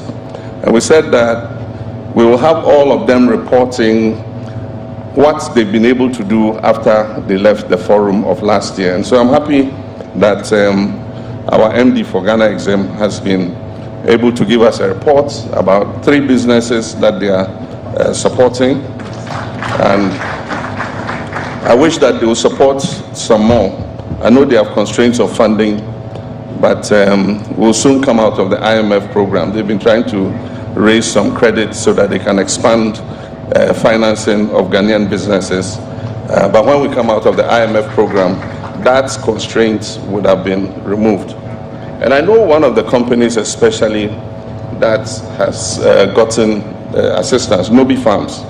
I was there about 2 weeks ago, and it's impressive what Nobi Farms has done. 7,000 hectares of rice under irrigation, all year round harvesting of rice. And this financing is to allow them to install a mill to be able to mill their own rice and bag it and make it ready for the market. So this is a very critical source of credit. We want to take this whole thing a step further, and so we are working with Metalex and Trazaco to build a permanent convention, conference, and exhibition center on this site. And so we want it to become a center for conferences and exhibitions, not only in Ghana, but for organizations that come from outside Ghana to come and hold conferences and exhibitions here. And so they are thinking of a permanent convention center, you know, space for performances, meetings, exhibitions, and then we're also going to improve the whole road network in the Kwahu area so that the congestion that is normally created will reduce. And ultimately, we want to have an airstrip here so that flights can come in, both domestically and people coming from outside who want to come and attend conferences. And so the business forum is going to grow bigger and bigger and bigger, and I'm sure that any subsequent government that comes will continue to be a patron of the Kwahu Business Forum. But let me report to you, since we came back into government, I was here last year. Can somebody read what is on that placard there? I can't see what he has written. Somebody is raising up a placard. I think he wants to draw my attention to something. But I'm saying, since we came here last year, I gave some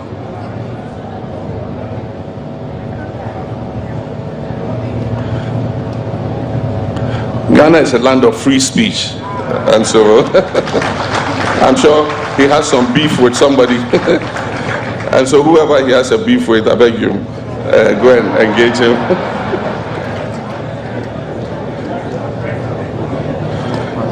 And so, since the last forum, I'm happy to report to you that the business environment is much, much, much better than it was before.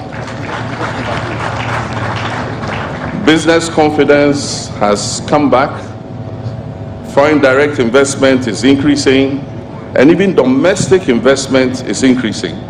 In addition, government's appetite for debt has gone down, and so we're borrowing less from the treasury market, we're borrowing less from the banks, and so the crowding out effect that used to occur, where the private sector had no access to credit, the banks now are holding huge liquidities, and they must find somebody to lend it to because government won't take it. Treasury bill rates are low, so if you put your money in treasury bills, you won't get much. And so you must look to the private sector to give financing. And I'm happy that the Ghana reference rate has come down, and so interest rates have come down. Interest rates in 2024 were about 32%. Today, I heard of somebody who borrowed at 10%, 9%. And so I think that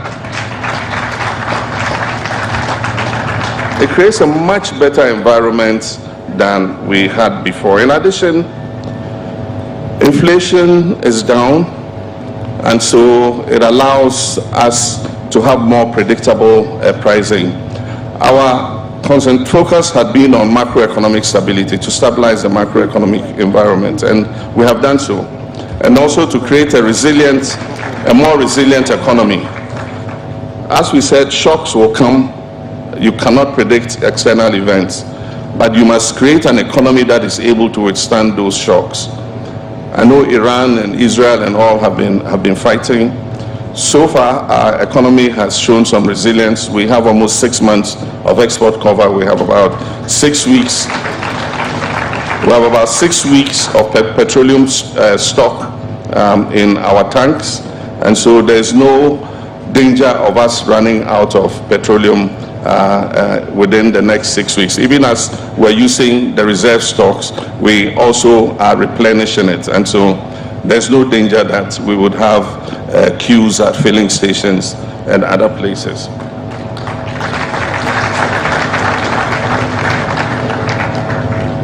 In addition, and indeed the most important event that has taken place since last year is the performance of the Ghanaian currency.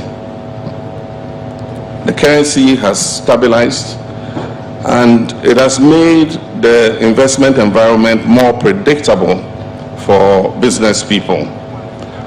And so even levies and duties at the port are lower.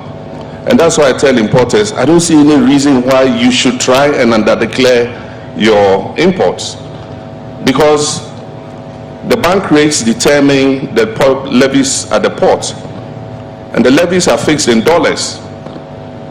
And in 2024, you were bringing your goods in, and you were paying the equivalent CD of $16 or $15, whatever it is. Today, you are paying the equivalent of $10.9 CD to the dollar. So it means that automatically your duties and levies have come down in CD terms.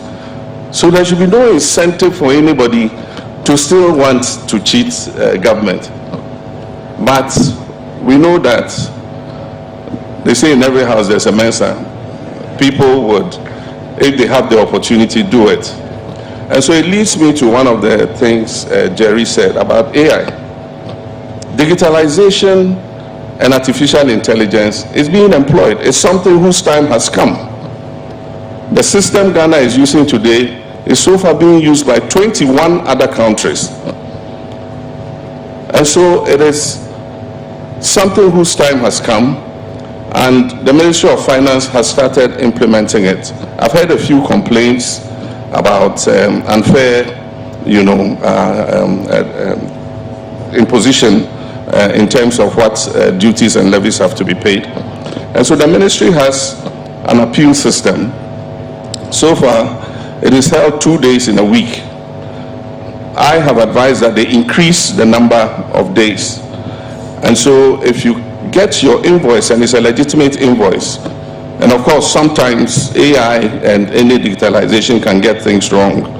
And so if you have your legitimate invoice and you think that the duties and levies that have been imposed are higher than you actually should pay, I'm sure if they are lower, you even decide to appeal, you'll be happy and go away. But if they are higher, then you normally take it to the appeal. They go through the process and they vet your invoice.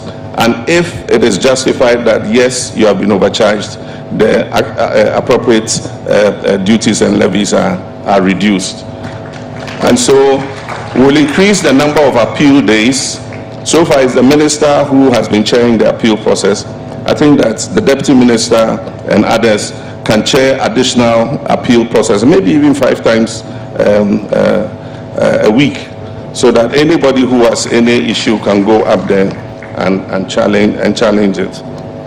But when you get a stronger currency, you also must look at the other side, the exporters.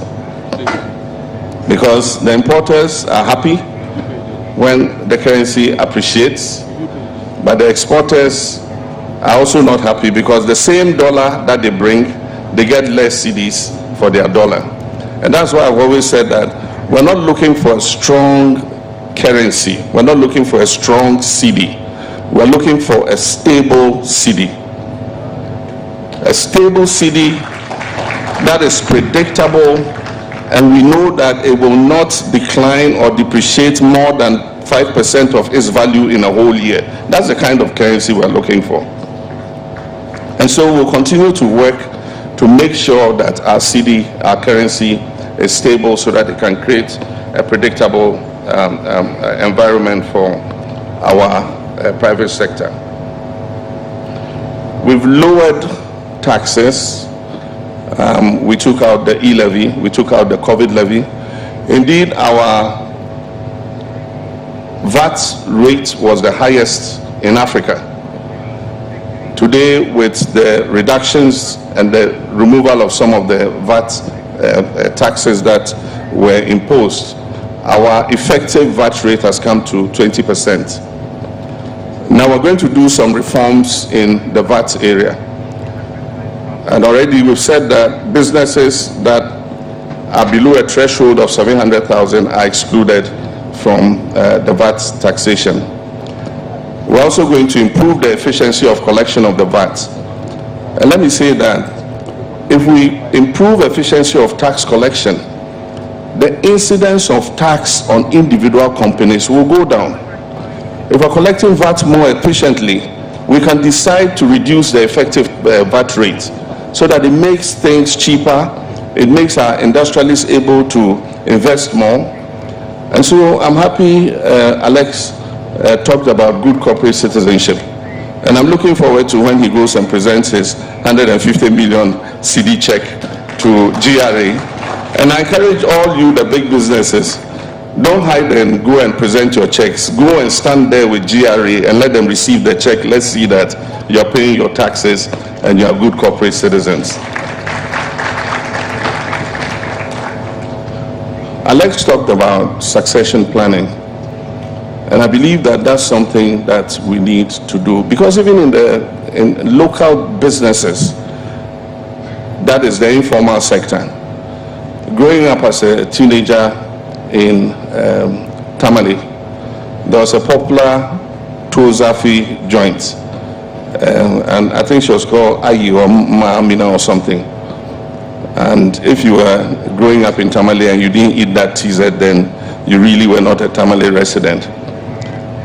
And I went back to Tamale at a point, and I wanted to eat TZ, and I asked, is this business still running? And they said, oh yes, I don't remember the name. Oh, she died, but her daughter has taken it over. That is effective succession.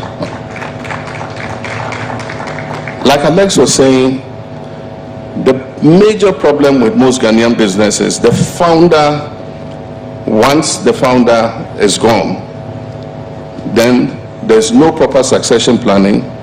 Relatives start quarreling over the business, and before you see, the business goes under.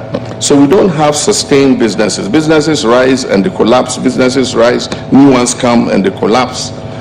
And so let's, even as we're growing our businesses, we're talking about scaling up. I mean, if you're scaling up, you must have proper succession planning. Because if you grow from a small enterprise into a big enterprise, we don't want the founder one day when he's not there to have that business collapse. So there should be succession planning. It can be a family business. And so you must identify one of your children, if you want to make it a family business, to come into the business early and understudy you. And I'm going to say for one company that is doing well, and that is Kasapreku. The owner of Kasapreku is my friend, and he told me, I've done enough, I'm retiring to my village. He's gone to his village, he's planted cocoa farms, he's looking after chickens. He's asked me to come and take a look at what he's doing in the village. And his son is running the company, and the company is even growing bigger than when their father ran it. So succession planning is something we must look at. And then Alex also talked about permanent startups. Companies that never grow. Every day they are startups. Every day they are startups. the thing is we must also introduce mergers and takeovers. And so for the big businesses, you must be looking at the startups. And if you think that you can take it and invest in it and grow it to the next level, you can do that. Because sometimes the managerial competence of the one who has started the business is not enough to take it to the next level. That is why he remains a constant startup. And so if there are businesses that are startups, they have constraints of credit, but you can raise credit because the banks know you and they'll give you money. You can take that business over. You can let the startup owners have some small equity in it, and then you take the business and take it to the next level. We have mergers. You can merge companies. That is how it's done outside. There are actually people who are experts in startups. And so they take a business, they grow it, it has a lot of potential, and then he looks for a big company and he sells it off, and the company takes it over. He takes the money, goes and invests and starts another business. Until we are prepared to be able to take some of these bold decisions, we'll continue to have problems. And so we shouldn't be afraid to take over companies and also to invest in smaller companies and take them to the next level. With regards to the 24-hour economy initiative, credits to Parliament, they've passed the 24-hour authority bill. And so we're in the process of setting up the offices and employing the officers into the authority. They will begin the registration of companies under the 24-hour initiative. And I believe that there are many companies that already are working multiple shifts. Centuo and all of them are already working multiple shifts. So many of them would be among the first to register their companies as 24-hour initiative companies. And there are several incentives you will get. I announced one of them. If you decide to expand your factory and you're bringing plant and equipment, you bring it in duty-free.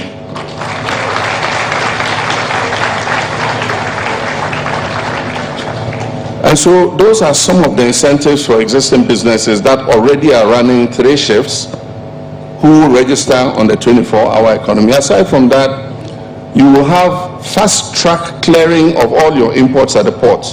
If you're a 24-hour economy registered business, you would remove your containers within 24 hours of their arriving at the port.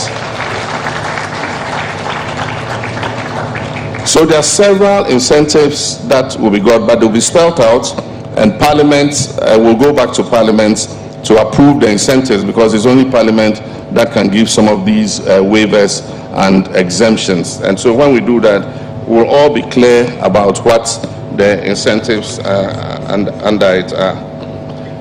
I can't not talk about political victimization. That has been one of the banes of our private sector. Many companies start, and because Ghana is a democratic country, potentially every 8 years there's a change over in government. And often if a business is seen to be associated with one party or the other, then victimization begins. And so, like Jerry said, it is something that we should not encourage. I don't have political colors when I look at the Ghanaian private sector. And so, many times, when we started this Big Push program, and the Big Push program is transformative because it's injecting investment into the road sector especially. This is the biggest investment in the road sector in the history of Ghana. We're doing more than 2,000 kilometers of roads at the same time. And the thing about the construction sector is that it stimulates the economy. And so sometimes when economies are sluggish, governments intentionally invest in construction because the construction companies buy cement, and so the KO4Es and others of this world will have cement to sell. The cement factories will have cement to sell. They buy iron rods, so the iron rod distributors will be able to sell. They have to buy fuel for their trucks, so the petrol fuel station people benefit. They service their machines, and so the car dealers and the earth-moving companies who sell those equipment benefit because they service the machines. Our mechanics get jobs to do. They employ young engineers, civil engineers and other engineers, and several of the sites I've gone to inspecting the Big Push programs. I've been very pleased to see young engineers who have come out of our various institutions, who are the site engineers at the site where the Big Push is taking place, and many of them young women engineers. You go and she's in a helmet and they say, this is the site engineer. I feel very proud when I see that. Carpenters, steel benders, everybody gets work when the construction industry is working. Food vendors who go to the site and sell a little wache and banku and kenke also make something to go home with. Car dealers, when the contractors get paid, they go and buy a Land Cruiser for themselves. Car dealers also benefit. And even the spouses, the wives, and the side chicks also benefit.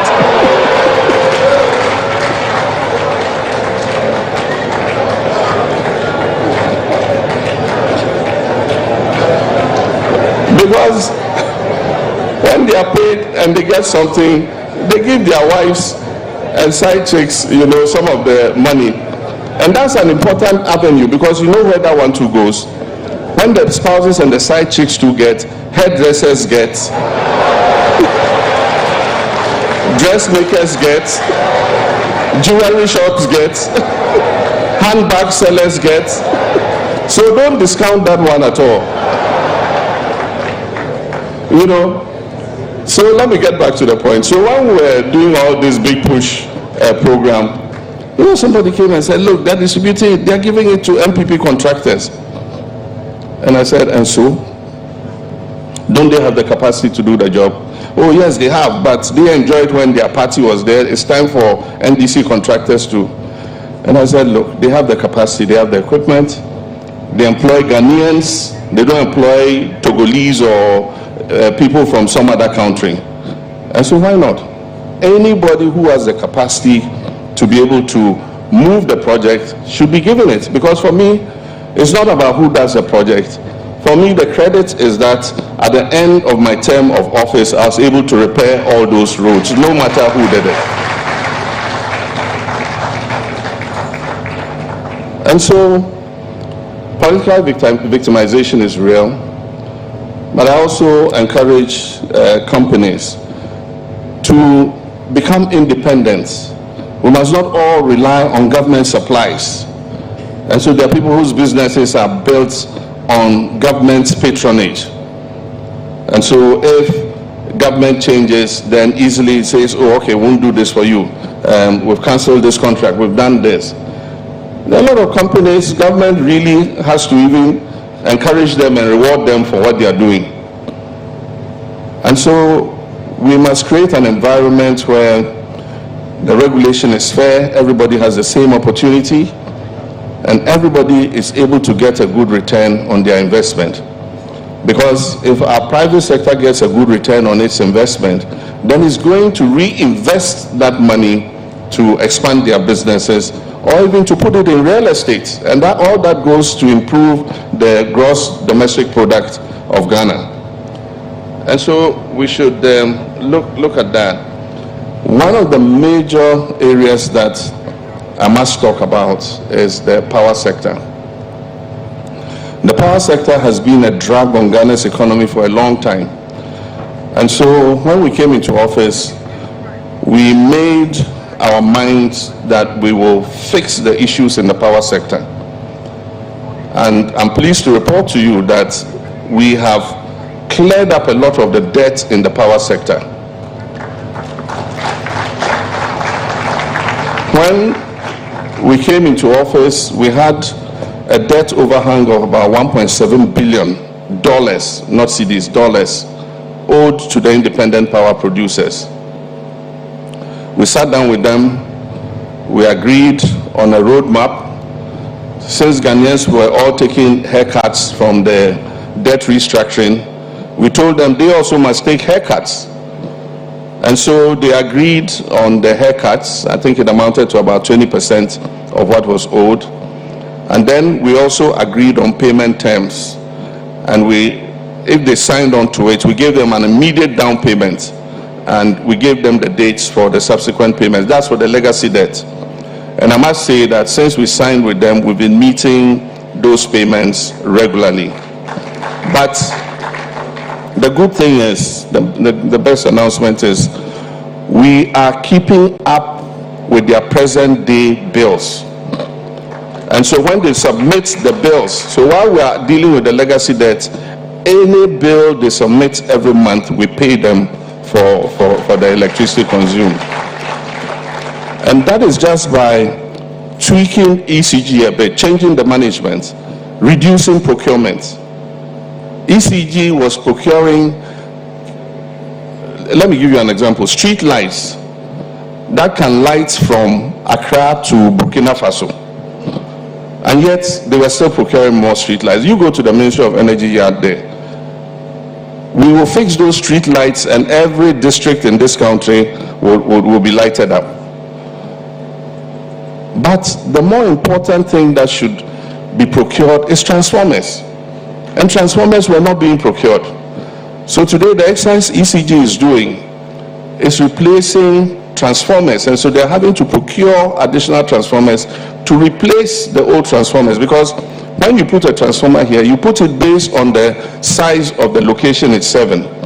After several years, you know how our urban centers are growing. And so you find that more people finish their houses and they connect, and suddenly the transformer is not powerful enough to provide electricity to the whole area. So you need to come and take that transformer out and put a bigger transformer in its place. And so that's the exercise ECG is doing all over. So sometimes when your light goes off, it's because of the work they are doing to improve the power supply in your area.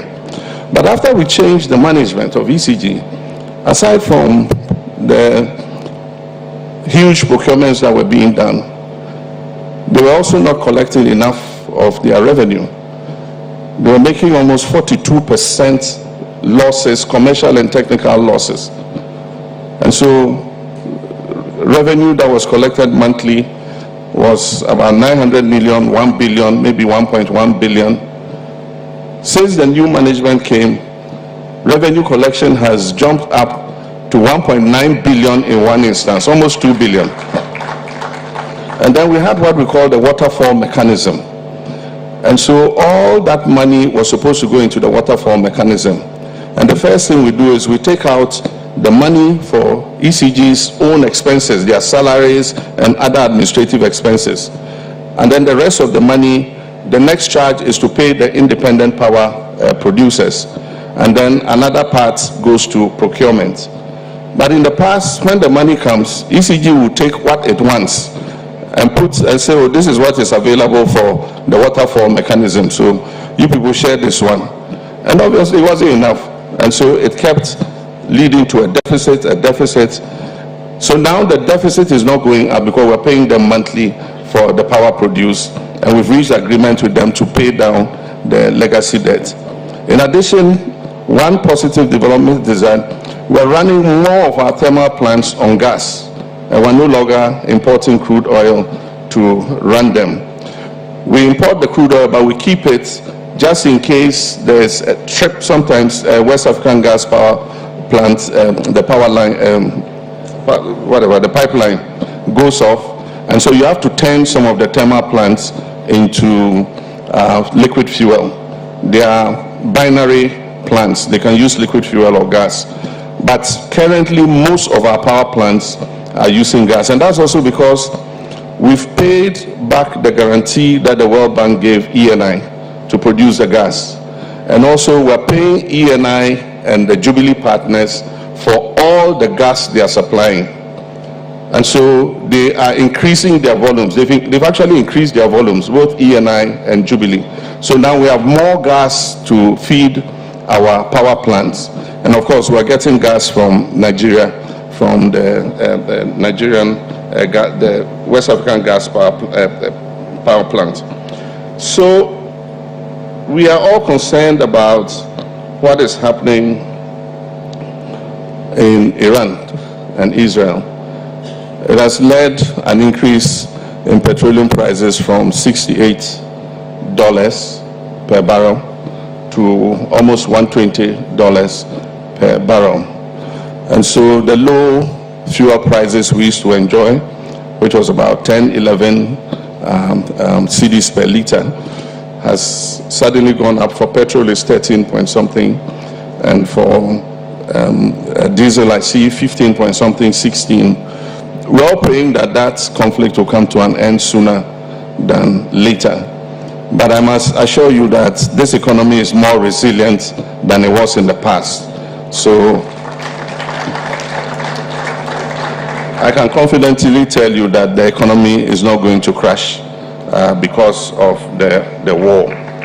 I've called for an emergency cabinet meeting to decide some measures we can take to cushion the petroleum price while we expect that the war comes to an end. There are some tweaking we can do in terms of levies and margins and other things in order to maintain a stable price while we pray that the war comes to an end. I want to express my sincere gratitude to the transport unions, for being very patient with us. All of us didn't expect this was coming. They have held on with increasing fares, and I'm sure that they will continue to hold on with any fare increases while we all see how we can make things better. And so, like I said, we're all happy, and one of the good things about this Kwahu Business Forum is the panel discussions. It gives us the opportunity to bring people who are in positions where they can give us more information and interact with us, the ministers, and I'm happy that Guzi Tano, who led the whole 24-hour initiative, had an opportunity to do a panel discussion yesterday, and there he talked about $3 billion imports bill. There are some things that we do not have a comparative advantage to import, to produce, and so we necessarily must import those things. But if you look at our food import bill, the majority of the things there are things that we have a comparative advantage to produce. We have the land, we have the water, we have the sunshine, and so it's still quite a shame that we have to import things like that. Recently, when Burkina Faso announced a ban on fresh tomato exports to Ghana, people say it's going to be an emergency, there'll be a crisis, there'll be a shortage of tomato. Why should that be the case when they even produce in the Sahelian region? We have better climates and conditions for producing tomato here. But it also triggered a response. And so the Minister of Trade, the Minister of Agriculture, Minister of Finance have come together to initiate crisis tomato production in Ghana. So we're building 60-hectare irrigated lands that would have water for all year round tomato farming. But it's not enough to just grow the tomatoes. We should also put in the processing capacity so that we won't have tomato gluts like we are having with other products. And so we should start thinking outside the box. The Minister of Finance is going to come to Parliament with a comprehensive document on the new economy we want to build in Ghana. And so when it's ready, we'll circulate it, you'll take a look at it, it will come to Parliament, the people's representatives will debate it. But agriculture and agribusiness is going to be one of the priorities. We're going to select specific areas where government is going to intentionally mobilize investment to go into.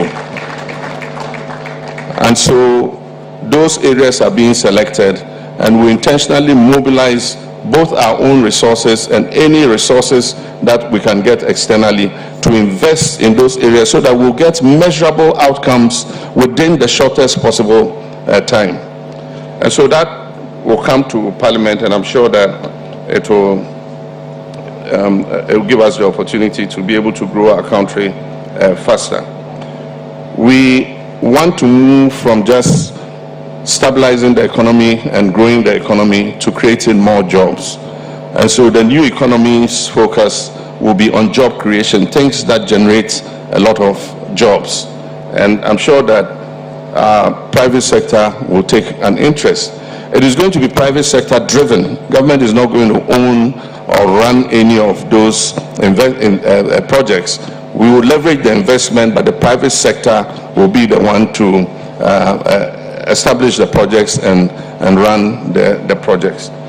So these are some of the things that are coming up, and even though I had a speech, I think I will not inflict the speech on you. I've had enough to say, and so I want to thank all of you who have come.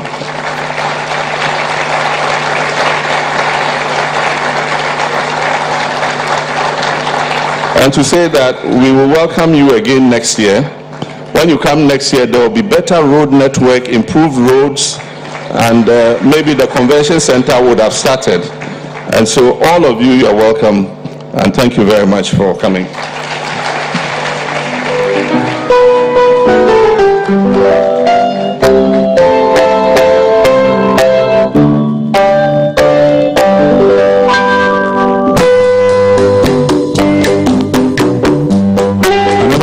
Applause for His Excellency the President.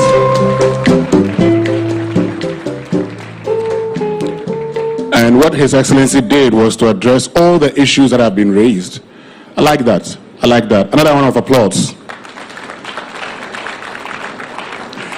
You know, when I came here, a lot of people sent me messages saying, now that the President is there, all the things you have been saying on radio, say it.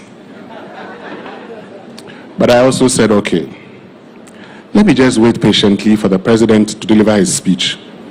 And in delivering his speech, he's addressed, in fact, majority of the concerns and all the things we've said.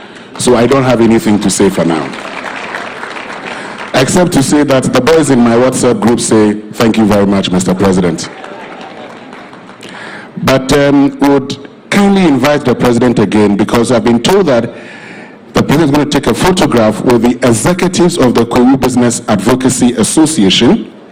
We'll take that picture here on stage, and after that, Nananum would also join the President. The chiefs would also join the President. So we're taking two photographs with the President. First would be the executives of the Kwahu Business Advocacy Association.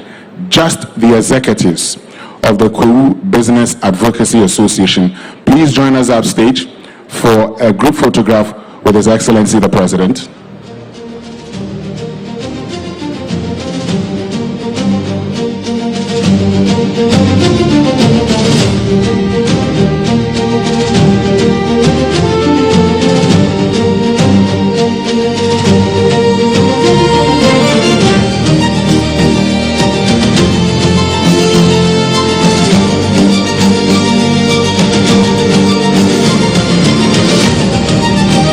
Executives of the Kwahu Business Advocacy Association.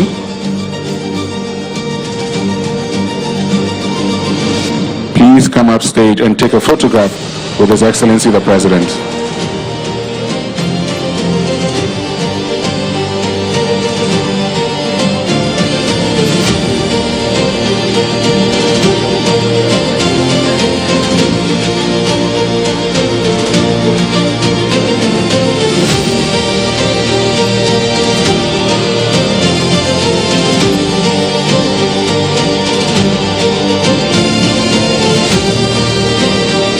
Minister for Trade, Agribusiness and Industry, please join us.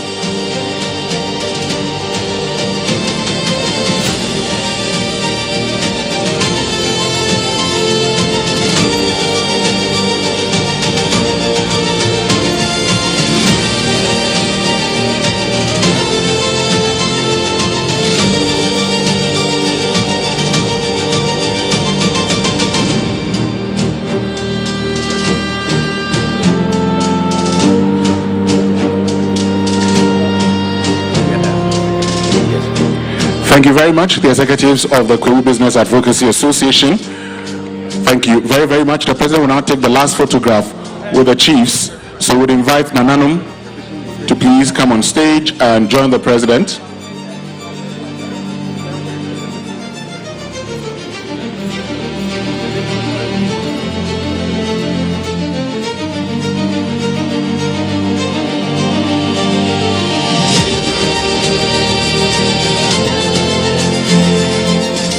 Thank you very much, Nananum.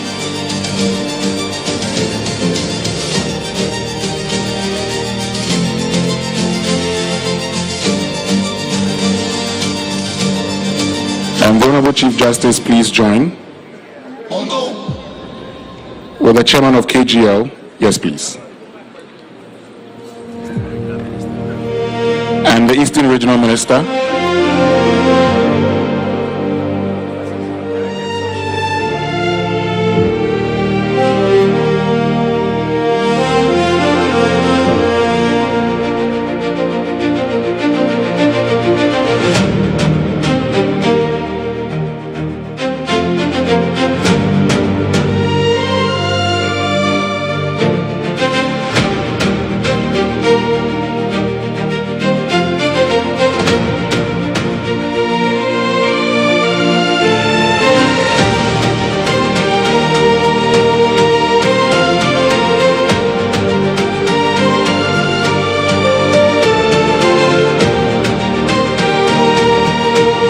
Thank you very much, Nananum, and thank you very much, Your Excellency, the President of the Republic of Ghana.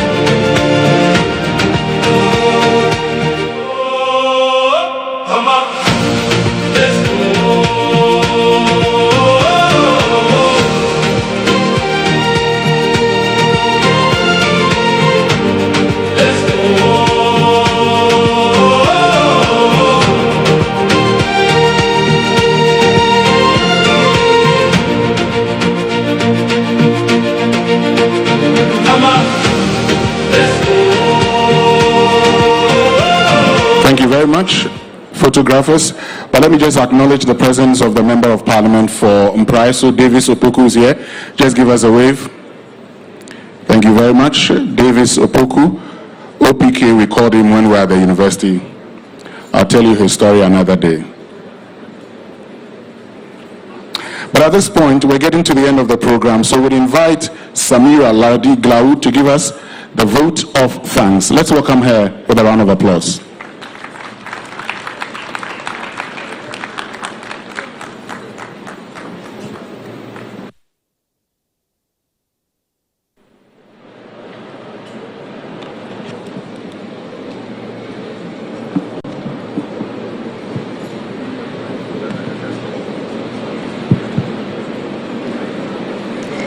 Your Excellency, the President of the Republic of Ghana, John Dramani Mahama, the Chief Justice, Honorable Chief of Staff, Honorable Members of Parliament, distinguished traditional leaders and chiefs, captains of industry, our esteemed sponsors and partners, invited guests, ladies and gentlemen, good afternoon and a happy Easter to you all.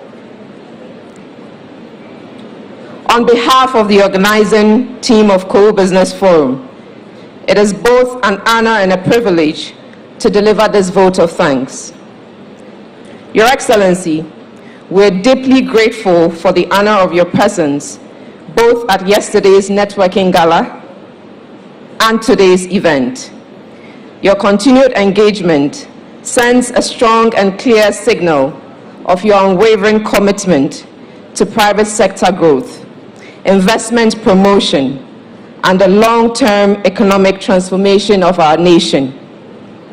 To our distinguished guests, we extend our sincere appreciation for your presence and active participation. Your contributions have enriched the dialogue and strengthened the purpose of this forum.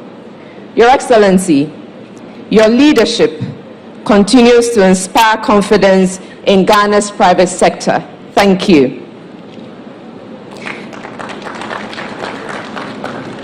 Your presence has not only elevated this gathering, but has also set a purposeful and energizing tone for all involved. We wish to express our profound gratitude to the Honorable Chief of Staff, Julius Deborah, whose instrumental role in conceptualizing and advancing this initiative has been invaluable. Through his leadership and in alignment with Your Excellency's vision of deepening public-private collaboration, this forum has evolved into a vibrant platform.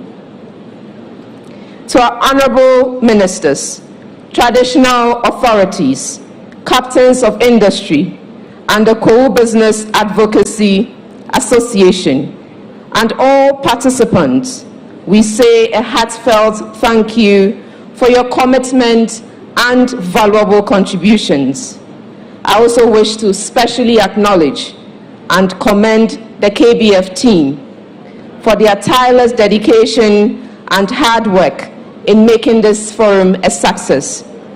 In the same vein, we extend our sincere appreciation to Metalix and Trasaco Group for their strong collaboration, commitment, and invaluable support in bringing this vision to life. To the good people of Kwahu, we extend our deepest gratitude for your warm hospitality and for graciously accommodating us throughout this event. To our sponsors across platinum, gold, silver, and bronze tiers, we are sincerely thankful. Your participation, your partnership, and generous support have been pivotal to the success of this forum. Once again, thank you all for your participation, and God bless you all. Thank you.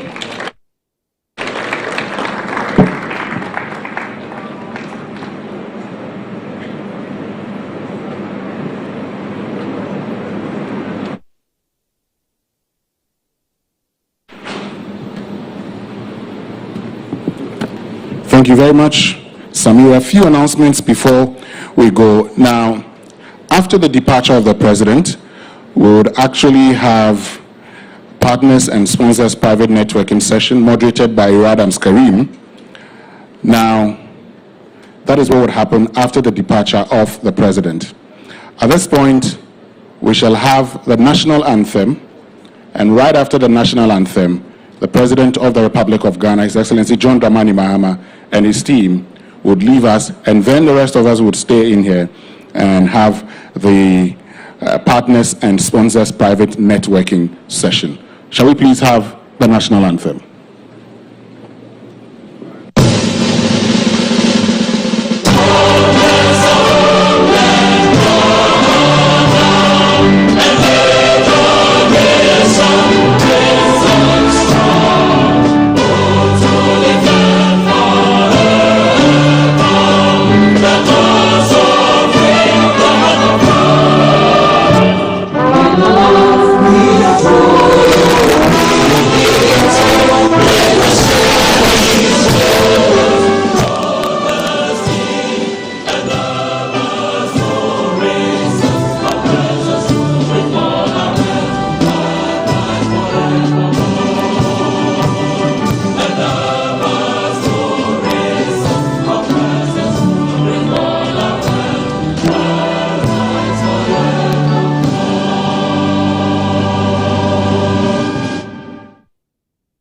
Thank you very much. The President shall now leave us.